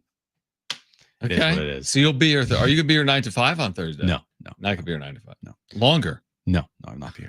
I'm going to a concert that night, by the way, too. Going to Kane Brown at Pachanga, me and Aaron. So that'd be fun. Yeah. What about you, John? I'll be in Las Vegas. Oh, that's great. Yeah, it's nice. For the Aztec game. Yeah. What's going on Friday? Well, hopefully they win, and then I'll be in Las Vegas. Okay. For the Aztec game. Okay, that's great. You do have a show on Friday, no matter what. Oh, I know, John. After your big Thursday off day. Now, the game on Friday, if they win on Thursday, would be at 6:30-ish? Well, it's funny you ask. I think it's 6. Brent says 6:30. 6:30 on Friday. I looked. A late start. You can just extend the pregame out for like an hour and a half. I would from 5:30. You could just do 5. No. You know what I want to do is actually no pregame and have you go 2 to 6:30 solo. What do you think about that? Yeah, I'm not doing that. Yes, you are. No. Well, you have Thursday off. That's like only doing 2 hours. You know what I mean? It's like you still get a break. Oh, it's great. And next week, are you even working next week? Because we got NCAA tournament games next week. Yeah, well, here's the thing, John. Tuesday and Wednesday, the first 4 matchups will be happening. Right. Depending on where the San Diego State is or if they're in the tournament or not. Right. Our shows will be preempted then for the first 4 action. And then not fully preempted, are they? Not fully. Half preempted. And then Thursday, Friday, we get going all day long, baby. I know. All right. March is here. March Madness Selection Sunday. You can listen to Selection Sunday right here at 3 p.m. The Selection Sunday show. You can listen to it 3 p.m. on Sunday. Will the Aztecs be in? It's really the question of the week. Is San Diego State in the field no matter what? Do they have work to do in Las Vegas? The safest way to, deal with this week is just win. Easier said than done, though. 3 games in 3 days. They've done it before. I mean, how many times have we said this? Dutch has coached in a Mountain West title game 7 times in 7 years as the head coach. I mean, that's an amazing accomplishment. If he makes it 8 for 8, they're going to the NCAA tournament. I don't believe they even need to get to a championship game to assure themselves of reaching the NCAA tournament, but why not fully stamp it? Wouldn't hurt. Yeah, just fully stamp it. Wouldn't hurt. Get to Saturday, win Saturday, punch your ticket. Then it's a rest easy Sunday. Yeah. Isn't it? And these conversations are always had, but isn't it crazy how tournament games can still affect the regular season? Okay, does this team have a good resume in the regular season? And then you get to the tournament and it's gotta win at least one of these tournament games when right. You're saying that with all the games that have already been played, that these games still could have tremendous value. Right. Yeah. Teams are moving seed lines based on, they win 3 games in 3 days or 4 games in 4 days. Right. And it's crazy how that is a thing in the conference tournament instead of just having the automatic bid be the automatic bid. Right. And that's it. And any other result doesn't matter. Right. Yeah. It's interesting. That's been discussed over the years. I mean, some people don't think the selection committee moves much around because during conference tournaments. Because they are neutral site games. And I don't know, you've seen North Carolina's on the bubble, right? I think they just lost to Duke. Yeah. But what if they beat Duke somehow in the conference tournament? Is that that's a big, yeah. Again, you're 100% right. I mean, San Diego State is basically outside of what they can control, which is their game or games. Mm-hmm. Then you're also hoping for all kinds of things to happen around you, like getting the right results, making sure bids aren't stolen, making sure teams behind you like North Carolina. And also consider that when people are like, oh, it's been a down year for San Diego State. North Carolina, as we sit here today, is on the outside looking in. Yep. And San Diego State isn't. North Carolina. Yeah. So, like, it's not just a formality that, oh, you just fought a bet and end up in the NCAA tournament. It's hard to do, especially outside the Power Forward leagues. Right. Like, it's hard to get there consistently. It is. But I just think that, like, you beat Boise twice in the regular season, but if you happen to lose to Boise on Thursday, it's going to does that have more weight? No, I don't think that alone hurts them, but it's like if Boise goes on to win the Mountain West, that's where you get in trouble. Or if Colorado State goes on to win the Mountain West. Bid stealers are what you're hoping doesn't happen. Exactly. All right, Jim's back page is coming up. So we touched on catcher, right? After a conversation with Kevin Acee. He also said Jason Hayward has basically been given this left field job. He doesn't necessarily need to earn it. He hasn't taken advantage of the opportunity so far in spring. I would say that Hayward's spring matters less than most for a couple of reasons. One of which is he's a veteran guy. You know what you're getting, don't you? If you're AJ Preller and you sign Jason Hayward, you kind of know everything you need to know about Jason Hayward. And you're just going to assume that he kind of has some level of standard play. Now, we talked about it when they signed Hayward and Connor Joe within maybe the same Connor Joe's name. Hours. Where's he at? I don't know, but I thought when they signed him, it would be a platoon situation. But the more I hear Kevin talk, but I don't think this is going to be the case. I think ultimately Hayward will be in a platoon. I do not see how he's playing every single day. When I asked Kevin about the bench, yep, a bench, like if this were to happen, Martin Maldonado on your bench with Tyler Wade on your bench and Brandon Lockridge on your bench. Yeah. Yuck. Oh, I thought you were going to be like, man, look out, opposition. That's awful. And if it were up to me, again, it isn't. But the fact that Tyler Wade's been given all this like rope, it doesn't make sense to me. It doesn't. Well, what's the need to cut ties with him to start the year? I guess would be my point. Okay, let's go with the assumption. Does this guy really have much value? But then again, do they have so many opportunities? Like, are there so many better options right now? They're like, man, how could they not have Yuli Gurriel here? What a disappointment. I mean, is it? He's 41. You're keeping Tyler Wade because he's a good clubhouse guy and can play multiple positions. And can bunt. And he can bunt. Mm-hmm. But other than that, like, he doesn't bring any other value to the team. So, but I'm saying, like, who's your gotta have? He's a good base runner, though, John. But who do you want over him? God. Jose Iglesias? Well, maybe there's room for both. Maybe not. My bench is Jose Iglesias, Luis Campusano. Sorry, I don't want Martin Maldonado on this team. You really don't. I don't. Connor Joe, Tirso Ornelas. All right. And then the last dude, I'm trying to think. Did I miss anybody? Say Gurriel or Sheets. Oh, Eggy Rosario. Eggy Rosario should be on this team. All right. That's your bench? That's my bench. And you're cutting ties with Tyler Wade. Cutting ties with Tyler Wade. Brandon Lockridge is stay in the minors. If you need to bring him up, bring him up. Yuli Gurriel. Thanks for no thanks. Gavin Sheets. I know you've homered in 10 straight games, but not good enough. We'll keep you in the minors just in case. Mm-hmm. And that's what I'm doing to start the year. Now, the bench will obviously fluctuate and it will completely change over the course of time. Of course. To start the season, that's my bench. And if it involves Martin Maldonado and Tyler Wade and Brandon Lockridge, yuck. Yeah, now in a different world, when the DH didn't exist in the National League, it's way more impactful within game. You're not getting double switches at all. So. This matters just from a depth perspective. Like, guys don't play 7 days a week anymore. So yeah, guys get starts. You know, one of every 5-6 days, guys are in there. But it's not like you're going to be calling upon Tyler Wade every game to pinch hit or whomever else. Brandon Lockridge, he can pinch run. So yes, depth matters. Yes, the bench is important. I'm not going to lose sleep over it's Iglesias as the 26th guy or it's Wade. Your point's valid. I'm taking Iglesias. And look, if you wanted to put in Gavin Sheets over Tirso Ornelas because the dude has more pop. Are you going to kick and scream that day? I won't.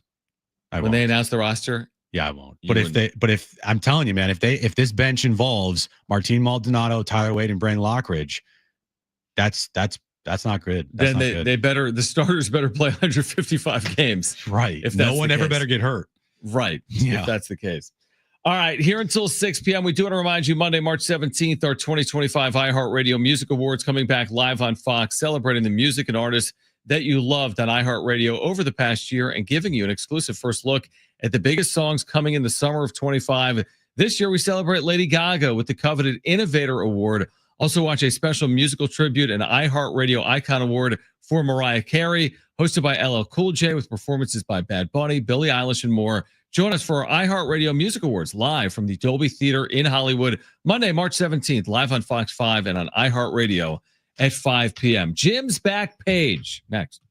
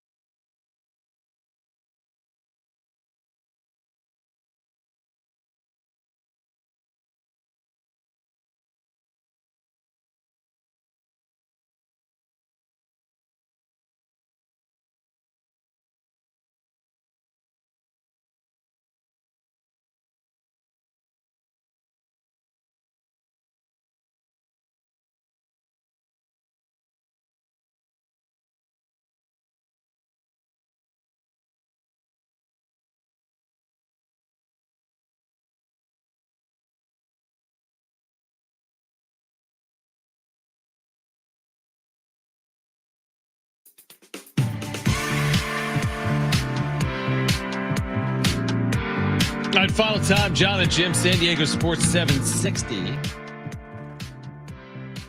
All right, see you tomorrow. The Aztecs are in Vegas. They're in Vegas Thursday afternoon, Mountain West Tournament quarterfinal game. Pregame coverage at 1:30.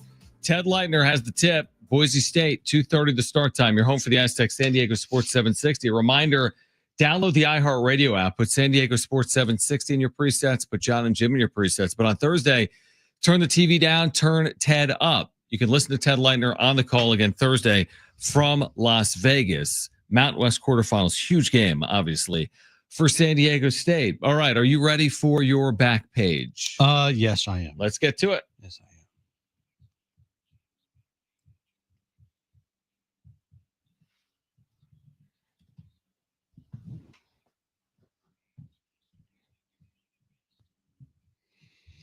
All right, we'll start with Taco Bell, Jon. They're set to release a new toasted cheddar street chalupa. Say that 10 times. No. On March 27th. The latest creation features a cheddar-infused shell with crispy toasted cheese on the outside. Also adding an extra layer of crunch to the flavor. Each chalupa is topped with a brand new chili lime crema sauce, along with your choice of slow roasted chicken or marinated grilled steak, plus diced onions and fresh cilantro. Okay. The toasted cheddar street chalupa will be served in pairs of 2, making them a perfect option for those craving a new take on Taco Bell's signature cheesy, crunchy goodness. That sounds good, doesn't it? Yeah, it looks good too. It looks good, sounds good. Looks good Then too. it probably tastes good. Yeah, I know last week we had the just like the cheesy shell. Yeah, that looked good. But this has the tortilla and the cheesy shell. Looks fantastic. I think I would definitely get that. When's it available? March 27th. March 27th. Yeah, All right. Yeah, definitely would have that. Burger King, Jon, is giving away free churro fries on March 10th. Free. Burger King is kicking off the March week. 10th. That's today. That is today. It is kicking off the week with a sweet freebie. So today you can score a free 4-piece churro fry with any purchase of $1 or more. So you can just buy like a small Coke. Small Coke. Get free churro fries. What is do they sell small Cokes? Yeah. You could just get like a medium soft drink. Yeah. Or I can get like the cheapest thing on the menu, whatever that is. For $1. Yeah. Okay. Well, nothing's $1 anymore. $2. Probably $2.50. Yeah. You get that plus, free churro sticks. Okay. So that's today, guys. That's today. And going back to Taco Bell has unveiled a innovative dessert edition. What is it? It is the ube strawberry cookie. Is it a cookie that tastes like strawberry? No, look at this thing. It's like purple. The ube I'm probably not saying that correct. The ube strawberry cookie was introduced during the Taco Bell's annual Live Moss live event this past month. Where What's ube? I don't know. How do you spell it? UBE. UBE. Okay. Yeah. Right now, Taco Bell has not announced a specific release date for the strawberry ube cookie, but it will be available nationwide this upcoming year. This treat features a crisp and chewy sugar cookie filled with rich vanilla ube cream, complemented by strawberry pieces and sprinkles. It actually, the photo you just showed me looked incredible, but I guess not great for radio, but does it really look like the thing looks unbelievable? So here's the thing. So this picture that I'm showing you right now, there's no way it looks like that. Looks amazing, but they actually have a picture here of the actual image, and it doesn't even look. Oh, it looks way different. Way worse. Kind of looks like a crumble cookie, truthfully. Yeah, right, like in that style. Yeah, kind of. Yeah. Are they still in business? We haven't heard about them in like weeks. Yeah, where's Crumble been, dude? Every Monday used to be they have a new flavor, vanilla. You know what? That's a good point. Good point there, Jon. You'd forgotten. I didn't forget. I just didn't really keep my my crumble cookie of the week up to date. But if you want it, here it is. Menu items for this week at Crumble Cookie. Dessert of the month, cookies and cream brownie, key lime pie, and a salted caramel cheesecake cookie. Oh, wow. Other items include a Rocky Road cookie, a pink donut, a Kentucky butter cake, milk chocolate chip, those are the items this week for Crumble. What do you think of that? What I think is their cookies are spectacular. When's the last time you had a Crumble cookie? It was about 7 years ago. But Kristen and Jones get them every week. How are they not 500 pounds? I know. They're not. One of these cookies Jones is like, real thin. it's like 1,200 calories, dude. Because all Kristen does is eat dessert. It's crazy. And she's so skinny. I know. Doesn't she run all the time? She runs Yeah. constantly. Jones, he's skinny, but he's 5. Yeah. Everyone's Right, skinny yeah. at 6. Exactly. Now, of these cookies, I think I would have to go with the Rocky Road cookie. And the Kentucky butter cakes looks pretty good. That sounds good. Why don't you on your way home pick them up? Because one time I brought them over to you guys before the wedding. No, you didn't bring a Crumble. You brought us like donuts. Same idea. Right, you know what I mean? Like, Yeah. And Erin freaked out because she was like not eating anything because she was getting married. Right. Yes. But now she's not getting married. She's already married. So you can bring home whatever you want. Here's the problem, though. We're going to Hawaii in a couple months, so it's already begun. Are you getting married there? No, but we're going to be in bathing suits. Okay. You know how it is with I know. They don't want to be the only fat people in Hawaii. Yeah. Okay. Yeah. Well, you don't seem to really be dieting. You went to the gym one time, said you were sore for a week. I've gone to multiple times to the gym since then. So this is the Hawaii, like. Yeah, you should have seen my lunch today. Really? Yeah. What are you trying to get down to? What do you weigh? It's not about getting down to a number. Just trying to get chiseled? I mean, it's not like TMZ's going to be there taking photos of you guys. No, but I just want to. It's more or less like Hawaii is a good excuse to get this thing rolling here. Also, Erin is dealing with some medical things, so she has to be more gluten. So we've now gone more gluten. Yeah, like gluten free. Gluten free. Yeah. Sorry. So like a lot of things in our house now are gluten free, and I'm not a big fan of it, but it is what it is. When you say not a big fan, because I don't know a ton about being gluten free, but does it taste a lot? Like you can get gluten free pasta, or gluten free beer, or whatever, right? So like tonight, I think I might be making pasta tonight. I don't know. Is it so you get the gluten free? Yeah. Does it taste different? It doesn't taste like normal pasta. Oh, is that right? I mean, it's fine. It's whatever. Yeah. I just ground beef and sauce, and so it's all good at the end. It's fine. I got you. Yeah. Yep. But like, there's certain things like bread. It tastes as well. Yeah. Okay. Yeah. So, all right. Are you gonna watch the South Park gluten episode? No, I'm not.